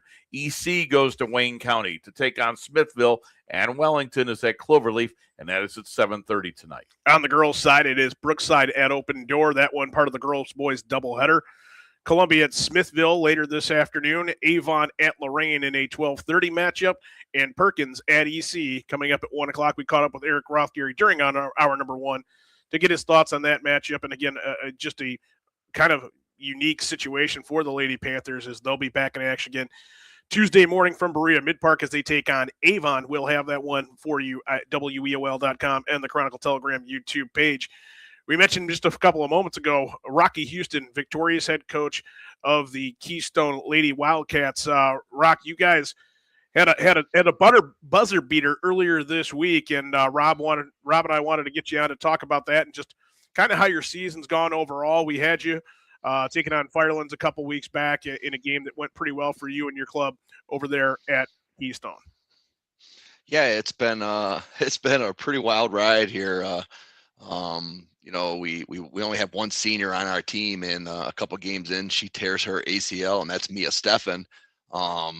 So now we have 4 freshmen, 4 sophomores, and 2 juniors on the team. And, we've had a few girls miss here and there. And the other night against Lakewood, one of our girls was unavailable. So we only had 9 girls, and that was the 4 freshmen, 3 sophomores, and 2 juniors. And at one point in that third quarter, we had 4 freshmen on the floor with just 1 junior. And, our girls just compete. They just believe in one another, and they compete. They play hard, and somehow, we stay in every game and we get ourselves a chance in that fourth quarter. And, our girls execute when we need to execute. And it was no different the other night against Lakewood. It was a pretty unbelievable and pretty great way to go into the Christmas break. And the message is sort of similar to we talked to Jeff Holzhauer in hour number one, Rock. It's a situation where, schools your size, you can't really cry about the situation or anything that's against you. You just got to have that mentality. Next man, and in your case, next girl up. In terms of, the other team is putting a squad out there, and you've got to go out there and make adjustments as it happens. Yeah, absolutely. And we've got a couple girls that did play the last couple of years, in Maddie Sokolowski, and then Jada Gaines and Sophia Clerico, but Sophia was not there the other night. And so there's a little bit of court experience, and these younger girls are just learning as they go and on the fly, and they're working really, really, really hard, and they're fun to be around. They're fun to coach, and and the biggest thing, like I said, is they're so coachable, and and Maddie's done a really good job of trying to help the girls understand what we're doing and why we're doing certain things. And the girls just sometimes when you're really young, we knew we were going to be young, but we're a little bit younger now than what we thought we were going to be. And the girls, they're not afraid, they're not intimidated, and they're just waiting for what do we have to do next, coach? What do we have to do next, coach? And it's been fantastic to watch them play, and fantastic to watch the success they've had so far. Rocky, can you tell us about the buzzer beater at Lakewood? I'm sure most people in the gym, both teams, the coaches, they all knew that Maddie would be trying to take that shot. Can you talk about the play you drew up and how you were able to win it at the buzzer? Yeah, absolutely. We have our Bella Dooley, who's 6'5", and she wasn't in. So when we had the basketball underneath, I called timeout. And I subbed her in. I put her underneath the hoop with another girl, and then I spread. I had Jade on the ball side, and then I put. I think it was McKinley Accavello on the other side. I believe it was. May have been Caitlin Lamb. I'm not sure, but I wanted to put Bella in so that we had the option, and they would think maybe we're going to try and throw a lob underneath because there was only 6 seconds on the clock. And then, regardless, it was going to occupy a couple. So there would only be 2 defenders. They couldn't bring an extra defender to try and take Maddie away. And we had Jada just kind of step out a little bit and then come back, catch the basketball, and basically give a handoff to Maddie coming around on that. And if Maddie had that first shot, she was to take it. And then if not, get a rescreen from Jada.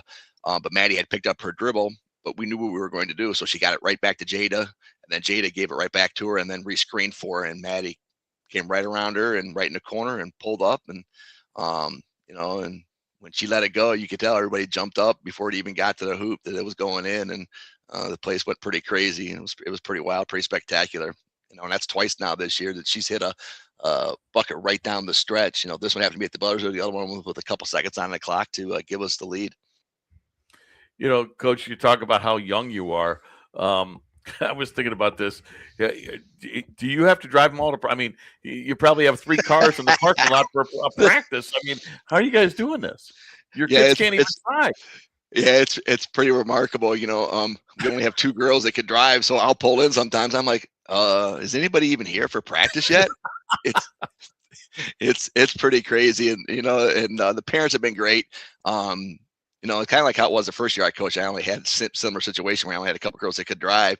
So I tried not to change practices. Definitely last second, no practice changes, just because parents got to get kids to and from practice. It's a lot different when, the majority of your team is driving like it was the last couple of years. So, I could change practices, a couple hours before a practice. Hey, we're going to go a little earlier, or we're going to go a little later, and it's not a big deal. But now, so it's pretty fun. But like I said, the girls being so young, there's a lot of things they don't know. So they're extremely coachable, and it's been fun to see them grow and learn and enjoy everything that's going on right now. So you're not driving around LaGrange and they're not all jumping into your car. No, none of that. None of that. I thought maybe you were like the old T-ball coach where you threw all the kids into your car and they took off ice cream. Yeah, right. Yep. Yeah. The parents have been fantastic. They do a great job of getting the girls to and from everything that we got going on. And actually today we got a little team event where they're doing a scavenger hunt actually right now. And I'm going to pick up Olive Garden and going to meet them at the school around noon. And we're going to watch their scavenger hunt, and because it's being videoed, and we're going to have a little bit of lunch with them. That's a fun night. It's a fun afternoon for you guys. Rocky, you mentioned that it was kind of cool, and it leads into the next thing. You said it reminds you of when you first started there. Is this sort of a situation now where, you built and then you got, as Rob and I talked about it right before you joined us, we're really looking at, basically a little more than a year ago, you were in a situation where your team was, coming off of a state championship run, and now you've got to, build that back up again, albeit with a really, really nice piece that had experience from that ball game. Yeah, absolutely. And last year we graduated 4 seniors, and they were all started. So we got 1 returning player that's a starter from last year's team. And, and I know not everybody else thought that we were going to be as successful as we've been to this point, but I knew the girls, they worked so hard this summer that they were going to be successful. And I told the team after a couple of games in, what they reminded me of was my second year coaching. When we surprised everybody and we got a split with Firelands, beating Firelands at their place to get a share of conference. And that year we had 2 freshmen, 2 sophomores, a junior, and then a senior who came back who didn't play our junior year. And we were really young, but the girls were really coachable. They worked really hard. And it's just like this team here. And this team is just even a little bit younger than what that team is. But, they're just doing everything the right way. And, it's just like that other team. They're super competitive and they want to win, and they're willing to do whatever it takes to be successful. I'm sure you don't always want to win by buzzer beaters. You want to, have a bigger lead than that. But my question would be, because your girls are so young and, they're kind of learning this on the fly, how much more confidence does the basketball team have because they've won a couple late like that? Yeah, and actually we talked about that earlier in the week, and I said that, where we're at right now, we're just scratching the surface. There are some teams that, they're already playing their best basketball. And when you're already playing your best basketball, you're just going to start to go downhill as the season goes on. We're just scratching. We're just slowly getting up that mountain right now. And so the girls have so much more success on the horizon for them as long as they continue to want to get better and want to grow. So each of these wins is just gives them more and more and more confidence. And then once they really start to understand what we're doing, why we're doing certain things, understanding our game planning that when we watch game film and what we're trying to do and what we're trying to take away and, what's the most important thing for us that night, who knows how good this team can be. It's been fun to watch them grow and start to understand this stuff. And each one of those wins, like I said, just makes a huge, huge difference in their confidence level. Rocky, before we let you go, when you talk about where you're at and, how you feel that the sky's the limit for your ball club, just give us a walkthrough for the league and just kind of where you guys are at. Obviously, you're a leader in your conference and have been, over the past really 4 or 5 years that Rob and I are referencing that you've been in that race and in that conversation. But how do you think the rest of the Lorain County League's playing out? Yeah, we knew it was going to be a down year for basically everybody, except for Firelands. Everybody had lost quite a few players from the previous year, and I think Firelands has 4 or 5 seniors on their squad, but everybody else is going to be down a little bit. But I think that where we're at may surprise some teams, but we knew Firelands was going to be right there.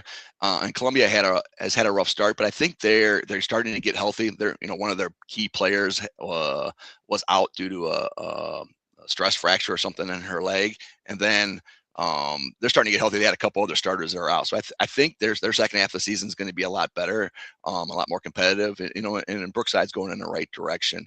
And we're fortunate, I know I talked about Maddie and Sophia and Jada, but we also have Kendall Kerbeals, and she's our inbounder, and she gets put into some tough situations so far this year, who's really getting true varsity minutes this year.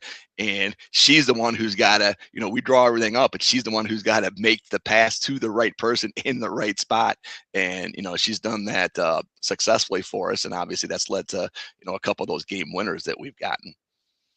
Well, Rocky, thanks for joining us today. It was great to hook up with you.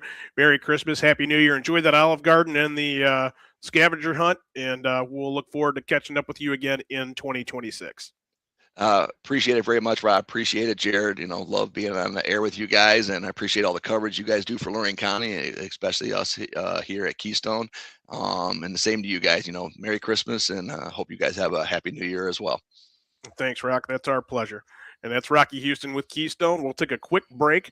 Brett Lyric ready to join us on the other side. Stick around. It's the Nick Abraham Saturday Sports Wrap-Up Show. Jared Kozar and Rob Polinsky. We're online at weol.com and also the Chronicle Telegram YouTube channel. At Nick Abraham Buick GMC, we offer the greatest customer experience around, plus upfront, no haggle pricing and great deals. Right now, lease the 2025 GMC Sierra for just $339 a month. Stop in or shop us at buyabraham.com. Lorain County Community College is where you'll lock in your future success. LCCC will get you prepared, get you credentialed, and get you working. Lorain County Community College. Your goals, your career, your future. Enroll today. And welcome back to the Nick Abraham Saturday Sports Wrap-Up Show. Jared Kozar and Rob Polinsky, joined now by Brett Lyric with the Elyria Pioneer Program. And look at that. Beautiful setup in the background behind Brett. We got the Christmas tree going behind him. Coach, good morning. Welcome to the program. Morning, guys. Thanks for having me on this morning. Oh, it's our pleasure. Brett, you get set to take on Massillon, Washington this afternoon over at the historic Fieldhouse. Just talk about that event. I know we referenced it with you last week, but the opportunity to play in a showcase like this at the Shot Clock Classic. Yeah, well, 2 things involved with this. First, we were very fortunate last year to play in the Shot Clock Showcase. I think it's something very unique where our guys get to experience, the college level playing with the shot clock, and just something different that is probably around the corner. I know we talked, however many years that is, but just the evolution of the game. I think the shot clock has come in just a matter of years. how many years. And then the opportunity to play at the historic, field house in Canton.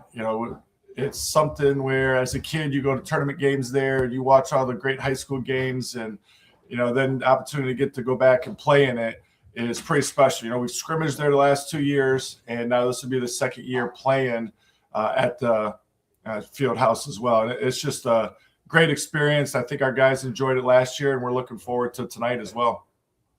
Today is the 27th of December, but did you guys just get done with Christmas, Brett, like yesterday with the family and obviously Adam's family and everybody involved with the Lyric operation over there? Was it a situation where you guys partied right through the 25th and the 26th and wrapped up about an hour ago? It's a couple-day event with both sides of our family, and at my brother's the one day and my wife's side family the one day, and then we actually had a little friends with our kids having a little Secret Santa last night. So yeah, it's a several-day event with all of our friends and family for sure.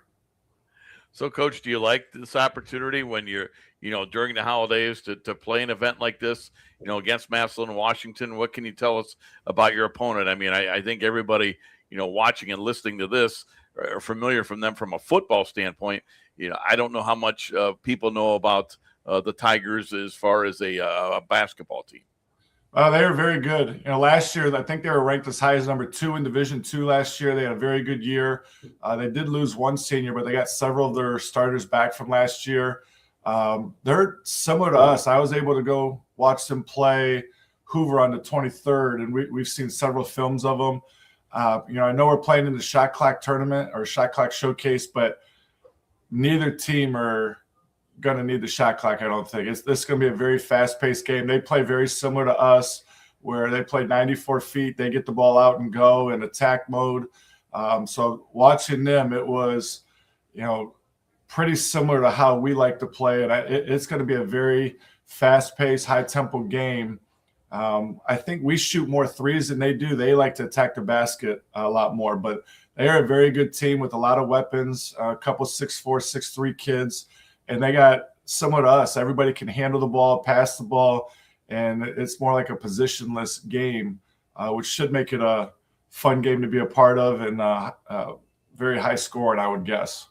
Sounds like it would be a fun game for the fans to travel down to go see. And I would imagine that's not the only game at the Fieldhouse today, right? I would imagine that there are several games going on, whether it's, I don't know if it's today and tomorrow, but can you just tell us about the event in general? Yeah, it's a 2-day event. Today's the first day. There's 5 games today and 5 games tomorrow. It's a combination of boys and girls. Rocky River, boys and girls both play tomorrow. Before us, Olentangy plays North Canton Hoover, and then after us, Maysville plays Akron St. Vincent St. Mary's. So it's a very good schedule of games for the 2 days, and a lot of good teams. McKinley girls are in it. Like I said, Rocky River boys and girls both play tomorrow afternoon there. So, like I said, we were very fortunate to get in it last year, and we're happy to be back again this year.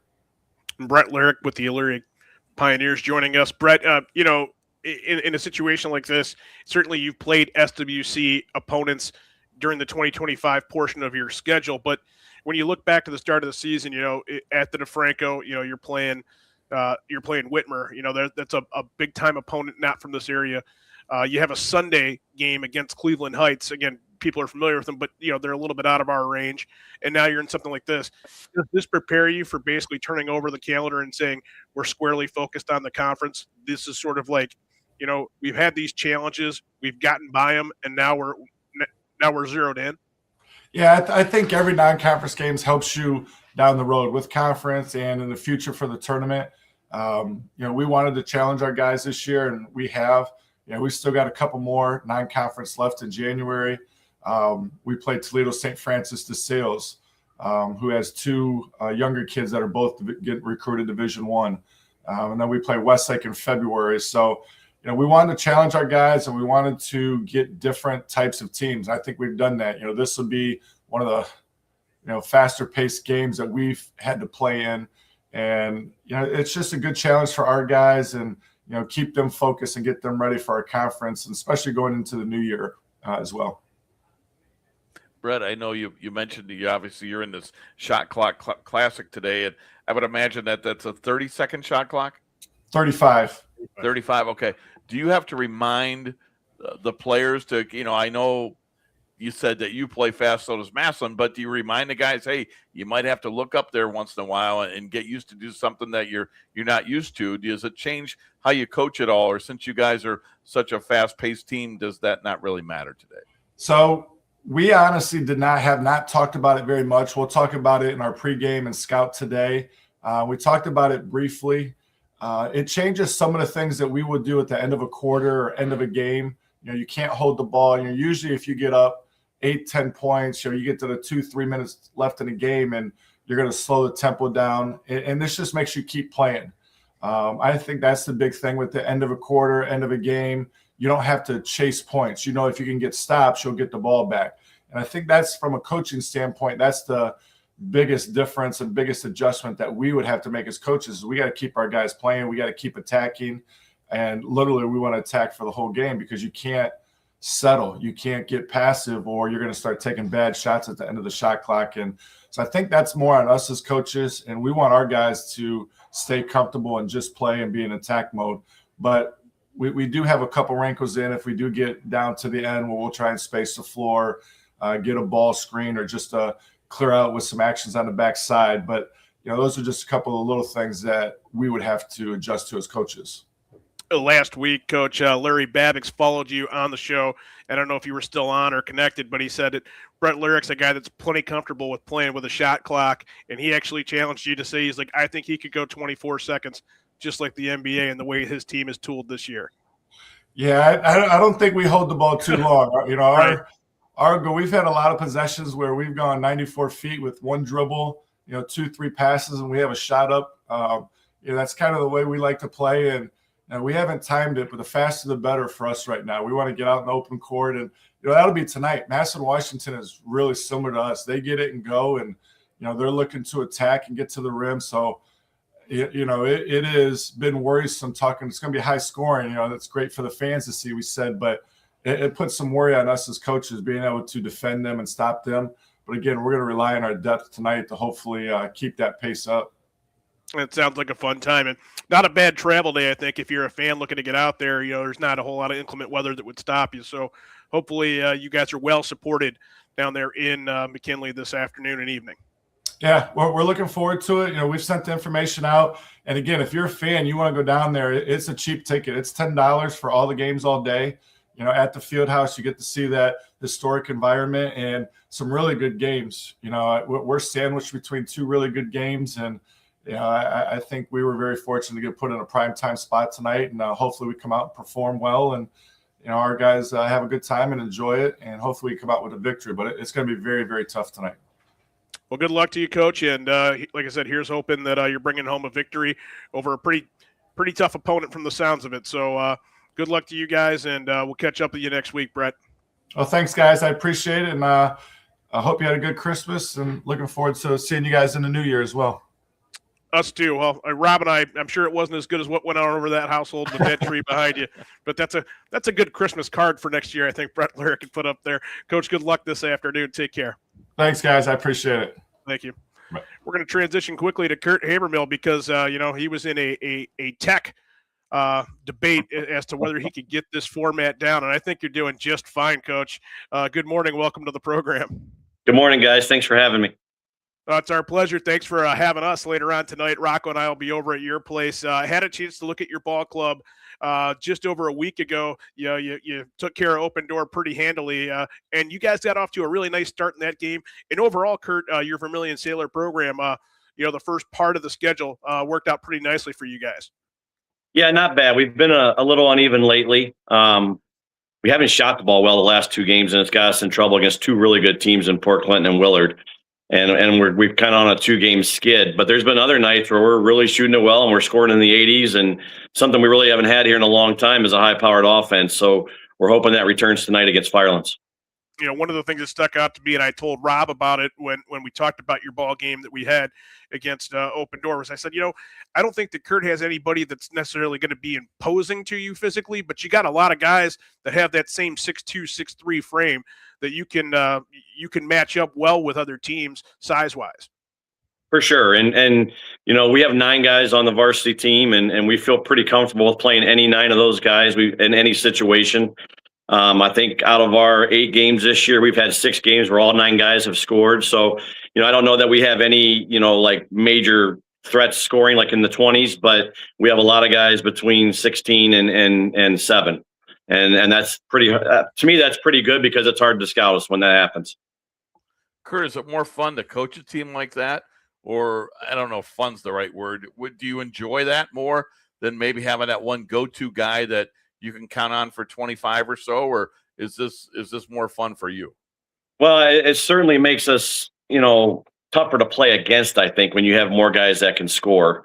When you got a guy that can go for 25 every night, sometimes the other guys get lost in the shuffle a little bit, and teams, if they take away that 25-point-a-game guy a night for that night, then it's really hard on the other guys to really pick up that scoring load sometimes.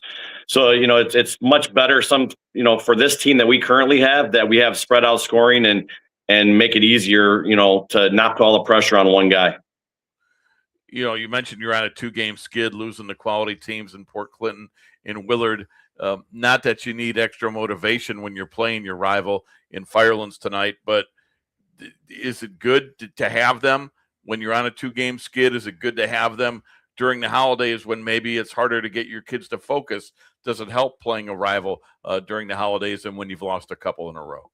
Yeah, 100%. Yeah, I told the kids today you shouldn't need any motivation for this game tonight. When you get to play a rival and it's kids you've been playing against your entire life, there shouldn't be any worry about them being ready to play. And it's also our alumni night tonight, where we got a whole bunch of alumni coming back for this game, and we're going to introduce them, and they get to play in front of the guys that that kind of set up this program in the years past. So it should be a really great night for us, and we obviously know that Firelands is going to give us a heck of a basketball game, and we're looking forward to it. And yeah, we'll talk a little bit more about your opponent tonight, Kurt, in Firelands. We talked to Colin Myers in hour number 1, and basically, a guy that we were, we had some exposure to last week in our game against Keystone that they had over there. Aiden Fortner is going to come out there and demand some attention right away. How do you guys look to maybe neutralize that inside? He's a truck, man. He's a good basketball player, and he plays with an incredible amount of energy. He's just a good kid. I got to coach him last year in the All-Star game, and I had a blast coaching him. Just a quality kid who plays extremely hard, and he can go inside and outside. And so he's definitely going to be a load to us. We got some big kids that we think can match up against him a little bit, but certainly it won't be an easy task. And now with Carson Lima back, that makes things, they're a different team. He's a good basketball player. He's very skilled. So you see some of their scores early in the year, and that's certainly not the team they are with these guys that are coming back from injury now. They're certainly going to be a tough opponent. Oh, when you talk about, a tough opponent, you guys, some of the things that you can do to maybe make them feel a little bit uncomfortable. I think that, from what we saw when we had your team a couple weeks back, your guard play is, I would say, pretty improved, I think, from where it might have been at this time last year, especially, playing defense and passing up good shots for better shots. It seemed like it helped you in that ball game. Yeah, for sure. We've done a really good job this year of spreading the ball around, and if someone has a better look than you, that we've done a pretty good job of making sure that guy gets the ball. And we're able to pressure a little bit with our guards, which is key for us. We're able to get back to playing fast Vermilion basketball, which we like to do. I just heard your interview with Brett. I'd love to have a shot clock because I don't think we'd ever reach it either. We shoot the ball pretty quick, and that's kind of when I had my really successful teams in years past. It was a fast team that used to get up and down a lot and put pressure on the other team, and we're trying to get back to that with this group. And so far, they've done it. We had a game a couple weeks ago where we had 21 assists and 1 turnover, and we forced 19 turnovers. And I told the guys, there's a reason why you scored 86 points, because you were able to share the basketball and not turn the ball over and give up easy points to the other team. So if we can take care of the ball tonight, I think we'll be in the game and give ourselves a chance to win. Kurt, maybe you just answered it a little bit, but where is the improvement you need from your team? I know you lost to two quality opponents in Port Clinton and Willard, but what are some things you need to improve on if you're going to get things turned around and get a winning streak going for the Sailors? Well, third quarter's improvement would be nice. We have not come out the last two games at halftime and played well in the third quarter, and that kind of lost us both basketball games. There's times where guys want to win so bad that they're not trying to be selfish, but they're trying to take shots that aren't what we've been doing all year when we're successful. And we call it kind of hero ballish. Even though they're not trying to be selfish, they're being a little selfish because they're not spreading the ball around. And when we get one-on-one, we're not a very good basketball team. When we move the ball, we're pretty tough to stop. Kurt, we're looking forward to it later this evening. Rocco and I will be over there. Thanks for having us, and it'll be special over there. Alumni night at your place is always fun. You mentioned some of those great teams of the past, and those contributors get to come back here and be a part of it again tonight.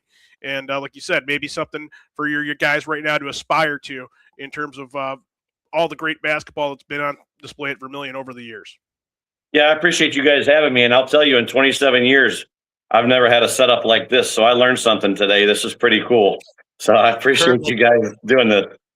Like I told Jared before, and I tell him this to everybody, when coaches are a little skittish on this or wondering, I say, look, even I figured it out. What's that? I mean, if I can do it, for crying out loud, anybody can do it. Yeah, when I opened this thing up and I saw Larrick on there, I'm like, oh boy, I got to figure out how to put a camera on too now. So we figured it out though, and it's all good. And I look forward to seeing you guys tonight.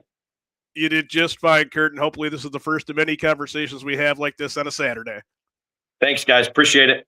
We'll see you later this afternoon. That's Kurt Abermill with the Vermilion Sailors program. And again, Stillman Cup, and it's a big deal. I like how Kurt said, hey, this is sort of our big push to close out the 2025 portion of the campaign. We're going to have alumni night. We're going to do this the right way over at Vermilion, and certainly a special atmosphere for us. Cliff German will be in full throat tonight. No doubt. He's entering a big week, too. Speaking of big week, we're going to take a big break, and at the end of that, we're going to catch up with Pat Bray. He's going to share his thoughts on, again, the game that they have upcoming with Keystone. He and his Hammers Comets, very special in honor of Larry Shaw. We'll get his thoughts on it on the other side of the break. It's the Nick Abraham Saturday Sports Wrap-Up Show, streaming live on WEOL.com and the Chronicle Telegram YouTube channel. At Nick Abraham Elyria Ford, we make it that easy. This month, get 0% on all 2025 Ford F-150s, including Lightning, regular cabs, super cabs, and Super Duties, plus all Explorers and Escapes. Stop in or shop us at buyabraham.com. Hi, Tim Elkhorn, Cavs radio voice. Recently, we had some trees removed. So again, singing the praises of EcoTree Services. In a few hours, EcoTree had removed the unsightly trees, cleaned the debris, and opened the area for a new fence. I can't say enough good things about the people at EcoTree. I've used them several times, always thrilled with their work. If you have trees that require pruning or need to be removed, contact EcoTree, a local business that deserves your business. They've earned mine. Go to ecotreeservices.com. Welcome back to the Nick Abraham Saturday Sports Wrap-Up Show. Jared Kozar along with Rob Polinsky, and joining us now, victorious Hammers Comets head coach Pat Bray. We say victorious, coming off of a win over Lorraine earlier this week. Pat, thanks for joining us. Merry Christmas to you and yours. Thanks for having me, and Merry Christmas. Well, it's our pleasure, and obviously, anytime you get a win over, a crosstown rival in Lorraine, that feels big. That's big for your program. It's big for the community, I think. It's just a good game. I'm glad that's on the schedule. Yeah, and no doubt about it. And we talk about it all the time. We try to play all the teams around us just because of that whole crosstown rivalry. You get a good fan base there. I mean, Lorraine always travels well, so coming to our place, it was a pretty packed house. So it's a really good atmosphere to be a part of. And Pat, one of the things that we wanted to, talk about earlier when I said, I think it'd be special to have you on today to reference your game upcoming against Keystone. They're red hot. You're playing well. So the game in and of itself is certainly special, but there's so much more on the line when you talk about the two communities in the impact as you celebrate the life and success of Larry Shaw in terms of what that means. Yeah, no doubt about it. Always going back to this game, it brings back a lot of memories of growing up and Coach Shaw being there, And so every year about this time when it starts to come a little closer, starts to get a little more emotional and stuff like that. So it's a really great thing that Jeff asked me to be a part of many years ago. And, this is our 7th now. Pat, from my perspective, and I've been in Lorain County, at WEOL for going on 30 years now. Hard to believe that. But my point is, I think of Coach Shaw is a Keystone guy, because to me, he was, the basketball and softball and that. And I really don't remember him, at Amherst. So I guess my question is, he just does this remind everybody of how important he was to the Amherst community. I think we all know what he did at Keystone later on. Is this a good way to remember him as a coach at Amherst? Oh yeah. Well, I think about it. He took, I never forget the first time I met Coach Shaw. I was walking in, I was a freshman coming through the locker room, and he was walking out and he introduced himself and said, "Oh, I'm going to be the freshman football coach." And I was a freshman. So that was my first experience with him. And then, my senior year, we had Mr. Richardson. Well, then the next year, Coach Shaw took over. And then, he took them to our first playoff game in I don't know how many years. So, yeah, he was a big part of that. And then all the memories that I have from him in basketball. And, there's a lot of, that was old school back then. So a lot of the memories that my team and I have about him and how he was very demanding, but he was a passionate man who demanded a lot of you, but he loved you just the same. And I think, Pat, that's always become the common denominator, regardless of what community you discuss when you talk about his legacy. Just what you said is somebody that instilled that sort of leadership in you, and look for maybe things that, made you play outside of your ability or skill level, because he believed in you enough to say, you can get this done. And it sort of shows you what perseverance and hard work can do. Oh yeah, most definitely. I mean, there's so many things I learned from him as a young man. So, and all the way up until I'd go play golf with him. A few of my buddies, we'd go down to West Virginia to play golf with Coach Haverfield and Coach Shaw. There's just a lot of things after the fact of graduating high school and becoming young men that we did with them. Is there one thing as a head coach, from a coaching perspective, whether you learned it from him in football or basketball, that maybe you still use or that you think of during a game? Well, there's some things that I think of that I'd like to do back when we were able to do that. But no, it's just, the passion of the game, and then showing your players that, you care about them just the same, even though you're yelling at them, even though you're up in them, after it's all said and done, we really care about you as a young man, as a person. So I hope, my players understand that it's not personal. It's never personal. It's just, we want to see the best of them. And, he always taught us about, this is about life lessons. And that's all I talk about is basketball and sports, or mainly just learning life lessons. As you get older, you're going to look back and there's going to be a lot of things that you learned in sports that apply to everyday lessons. Pat, just tell them you always love them. That doesn't mean you're always going to like them. Yeah, you got that right. Matt, before we get ready to let you go, Jeff was on earlier and basically said, he's like, they're a real problem for us in terms of some matchup. They do a lot of good things. He said great things about you and your program. What concerns you about Keystone? I mean, there's some obvious things, but certainly there's some other things that if you're not paying attention can come and get you and sneak up pretty quick. Right. Well, I mean, everyone knows about Liam. Everyone knows about Colt, so those are the things that we have to figure out and take care of those. But then you got the other guys that do their parts. We talk about all the time on our team. We got to have our role players. You got to figure out what your role is and do it well. And that's what Jeff has gotten those kids to do.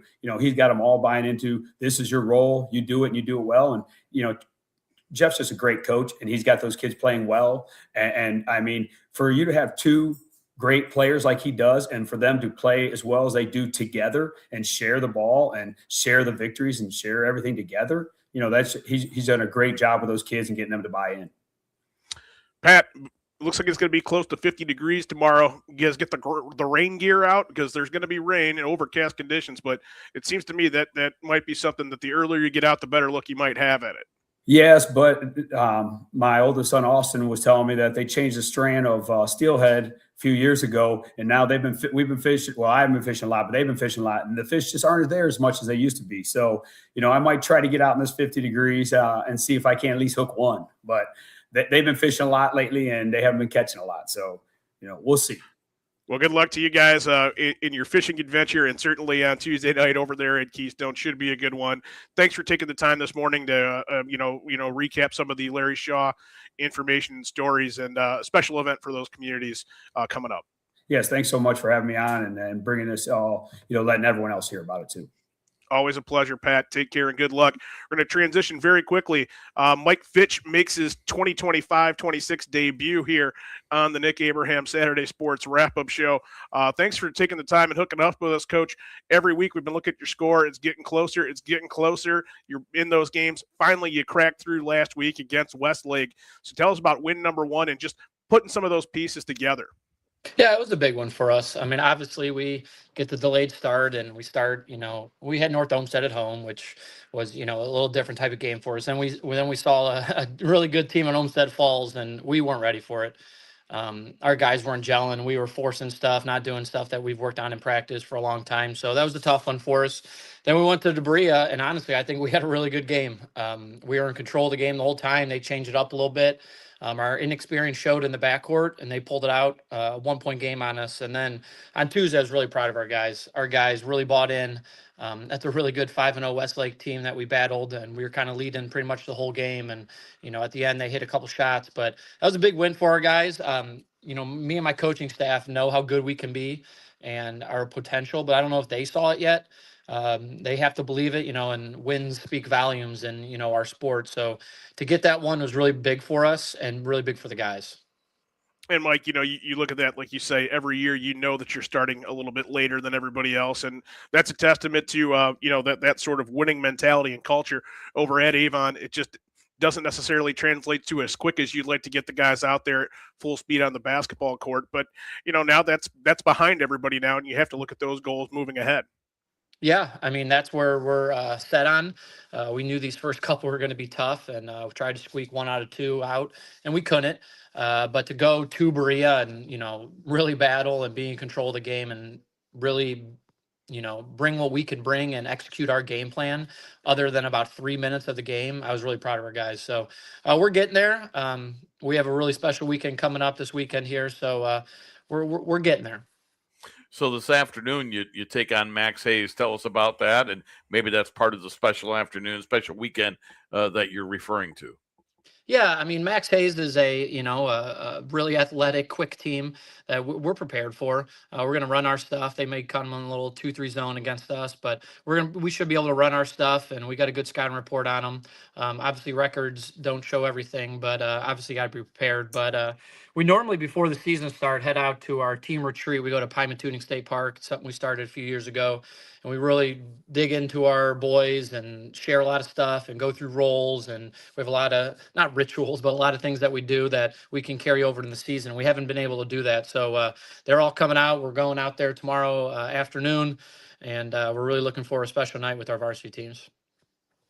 And when you think about that kind of thing, this is really a first opportunity probably to blend those personalities together and have that team building exercise, because just everybody is always aware that your season's not going to start the first week of December like everybody else's. And so, I guess that this is maybe not the optimal time, but for you guys, it's the time you have, and it happens around the holidays and breaks. So that's not a bad thing either.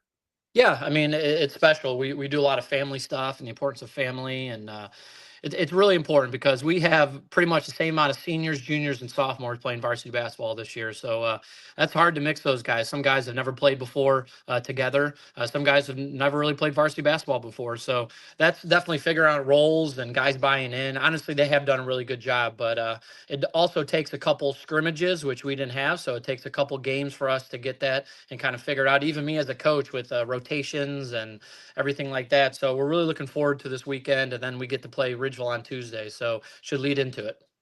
So, Coach, when do you think, because you have gone through this probably almost every year you've been the head coach at Avon, when is it that you kind of hit your stride, or the guys know their roles and you know what they can do, they know what to expect from you? How long does it take, and how does that work? Yeah, I mean, it sounds crazy, but we really look at it towards mid-January.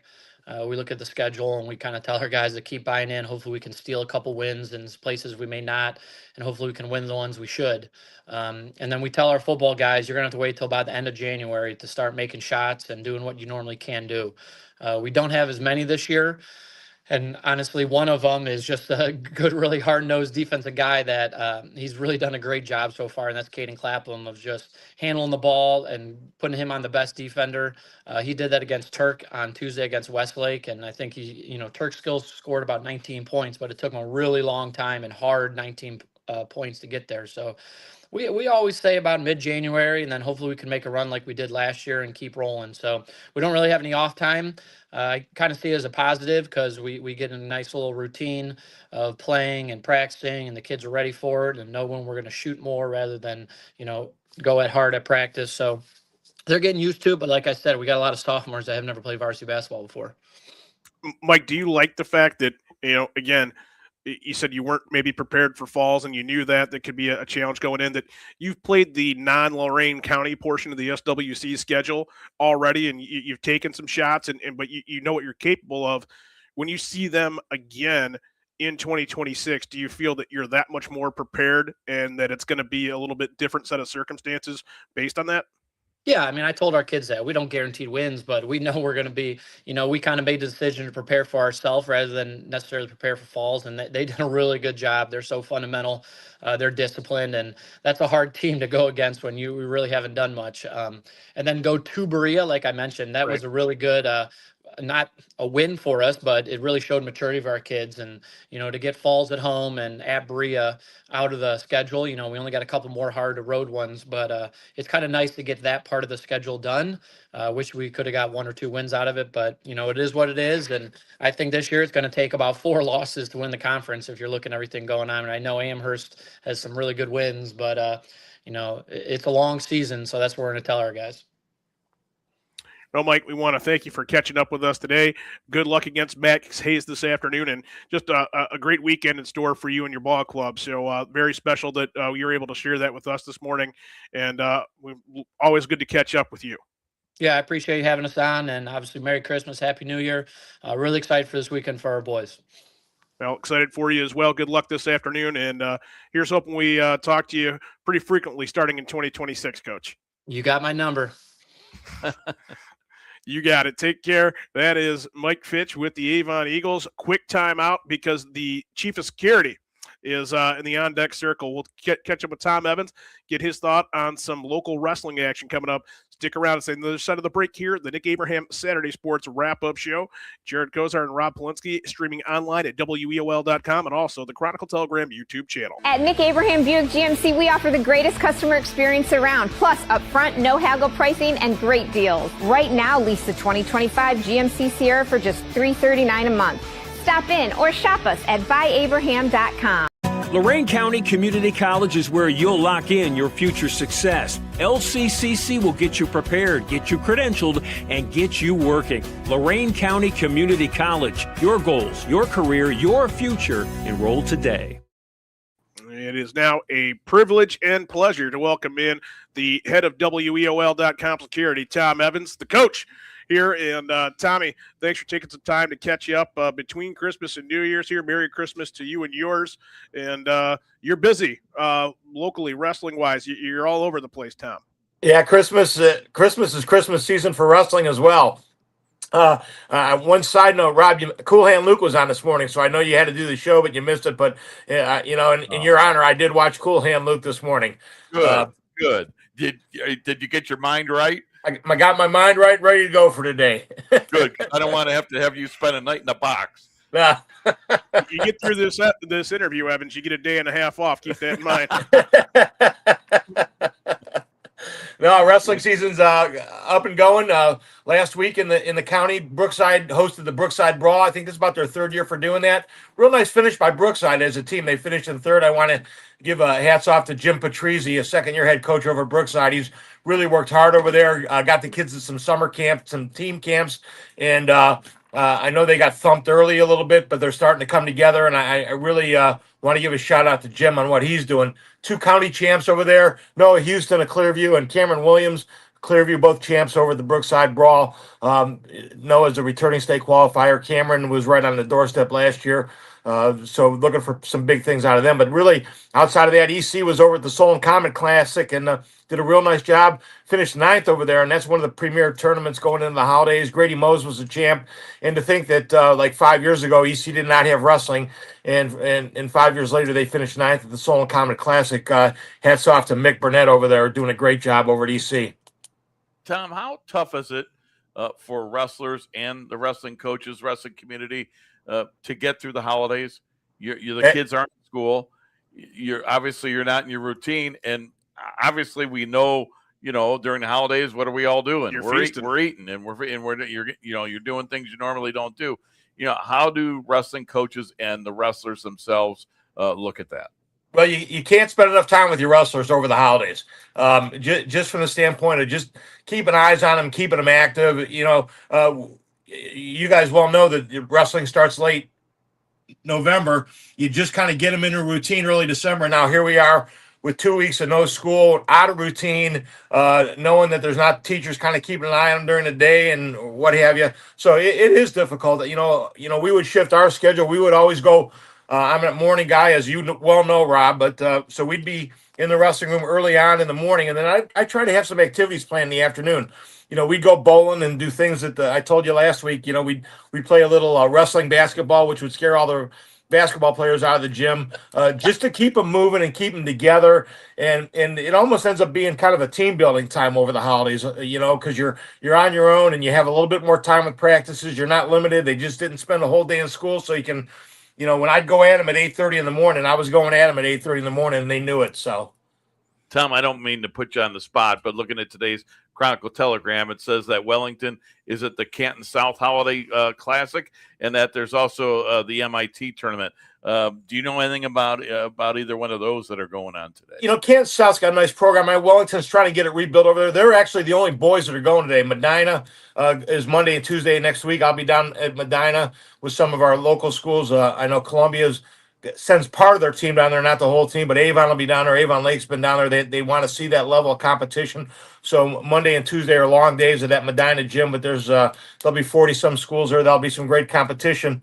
The big meet today is over at Lutheran West, is the girls' meet. I think 7 or 8 county schools are over at Lutheran West, Lorain, Clearview, Black River, Keystone, North Ridgeville, not full teams. They got some partials, but that's one of the older girls tournaments here in the area, and that's going on over at Lutheran West all day today. Tom, before we let you go, one of the things I wanted to discuss with you, you mentioned EC kind of being a surprise for you locally as far as what they've done. Anybody else maybe that stuck out to you in this month, to close out 2025 that you want to give a shout out to, or somebody that maybe surprised you a little bit? Well, just give a shout out. I was over at Vermilion last week. The Vermilion duels took place, and I saw our good friend Cliff German after we got done with the show, and I passed on happy holidays to Cliff from you guys. And, as usual, Cliff was full of stories for us.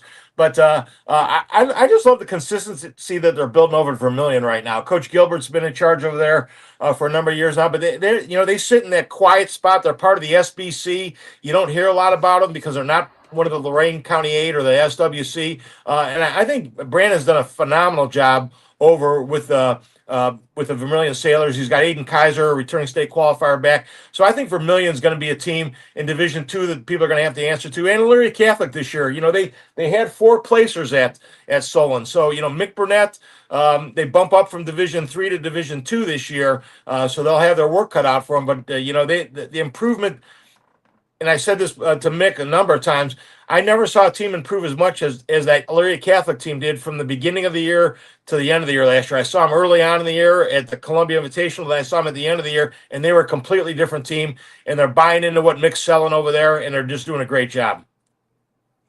Well, Tom, it's great to catch up with you this morning. Happy New Year to you and Lisa in your family, and making the rounds as you do. So thanks for spending some time with us today.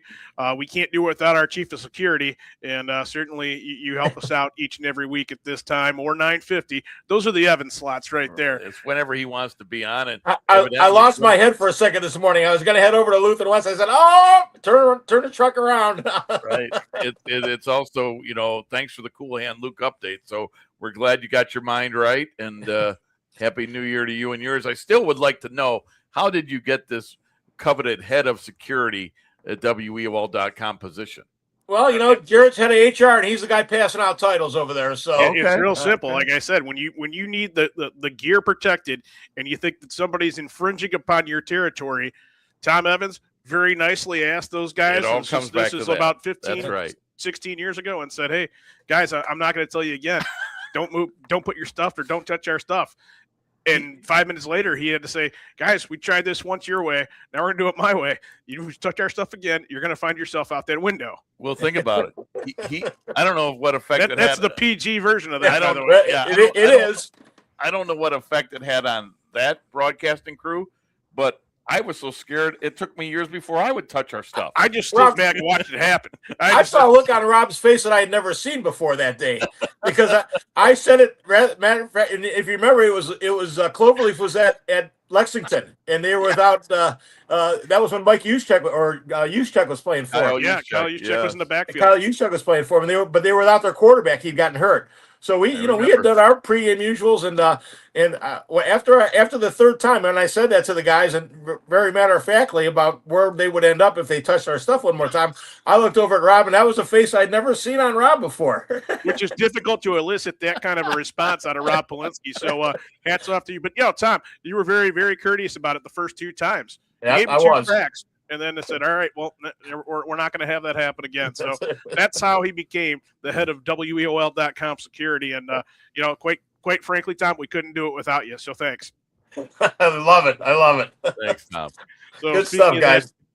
Hey, and I did watch the North Carolina Ohio State basketball game last week. Oh, that was a heartbreaker, Tommy. It was tough. They took them to the limit. My Buckeyes did, and they're still coming around. But I thought they played well. Better times ahead for them. I think when they get into league play, hopefully they're going to need it if they want to try to build that resume for the tournament, because that Carolina, that was your quad one win that went out the window. So it's going to get tough for them, but maybe that'll trial by fire for the Buckeyes. We'll see what happens. Tommy, thanks for joining us. We'll look forward to catching up with you again next week, as long as you're still willing to have us. Got it. Thanks, guys. Get your mind right. Get my mind right. Rob, take us home.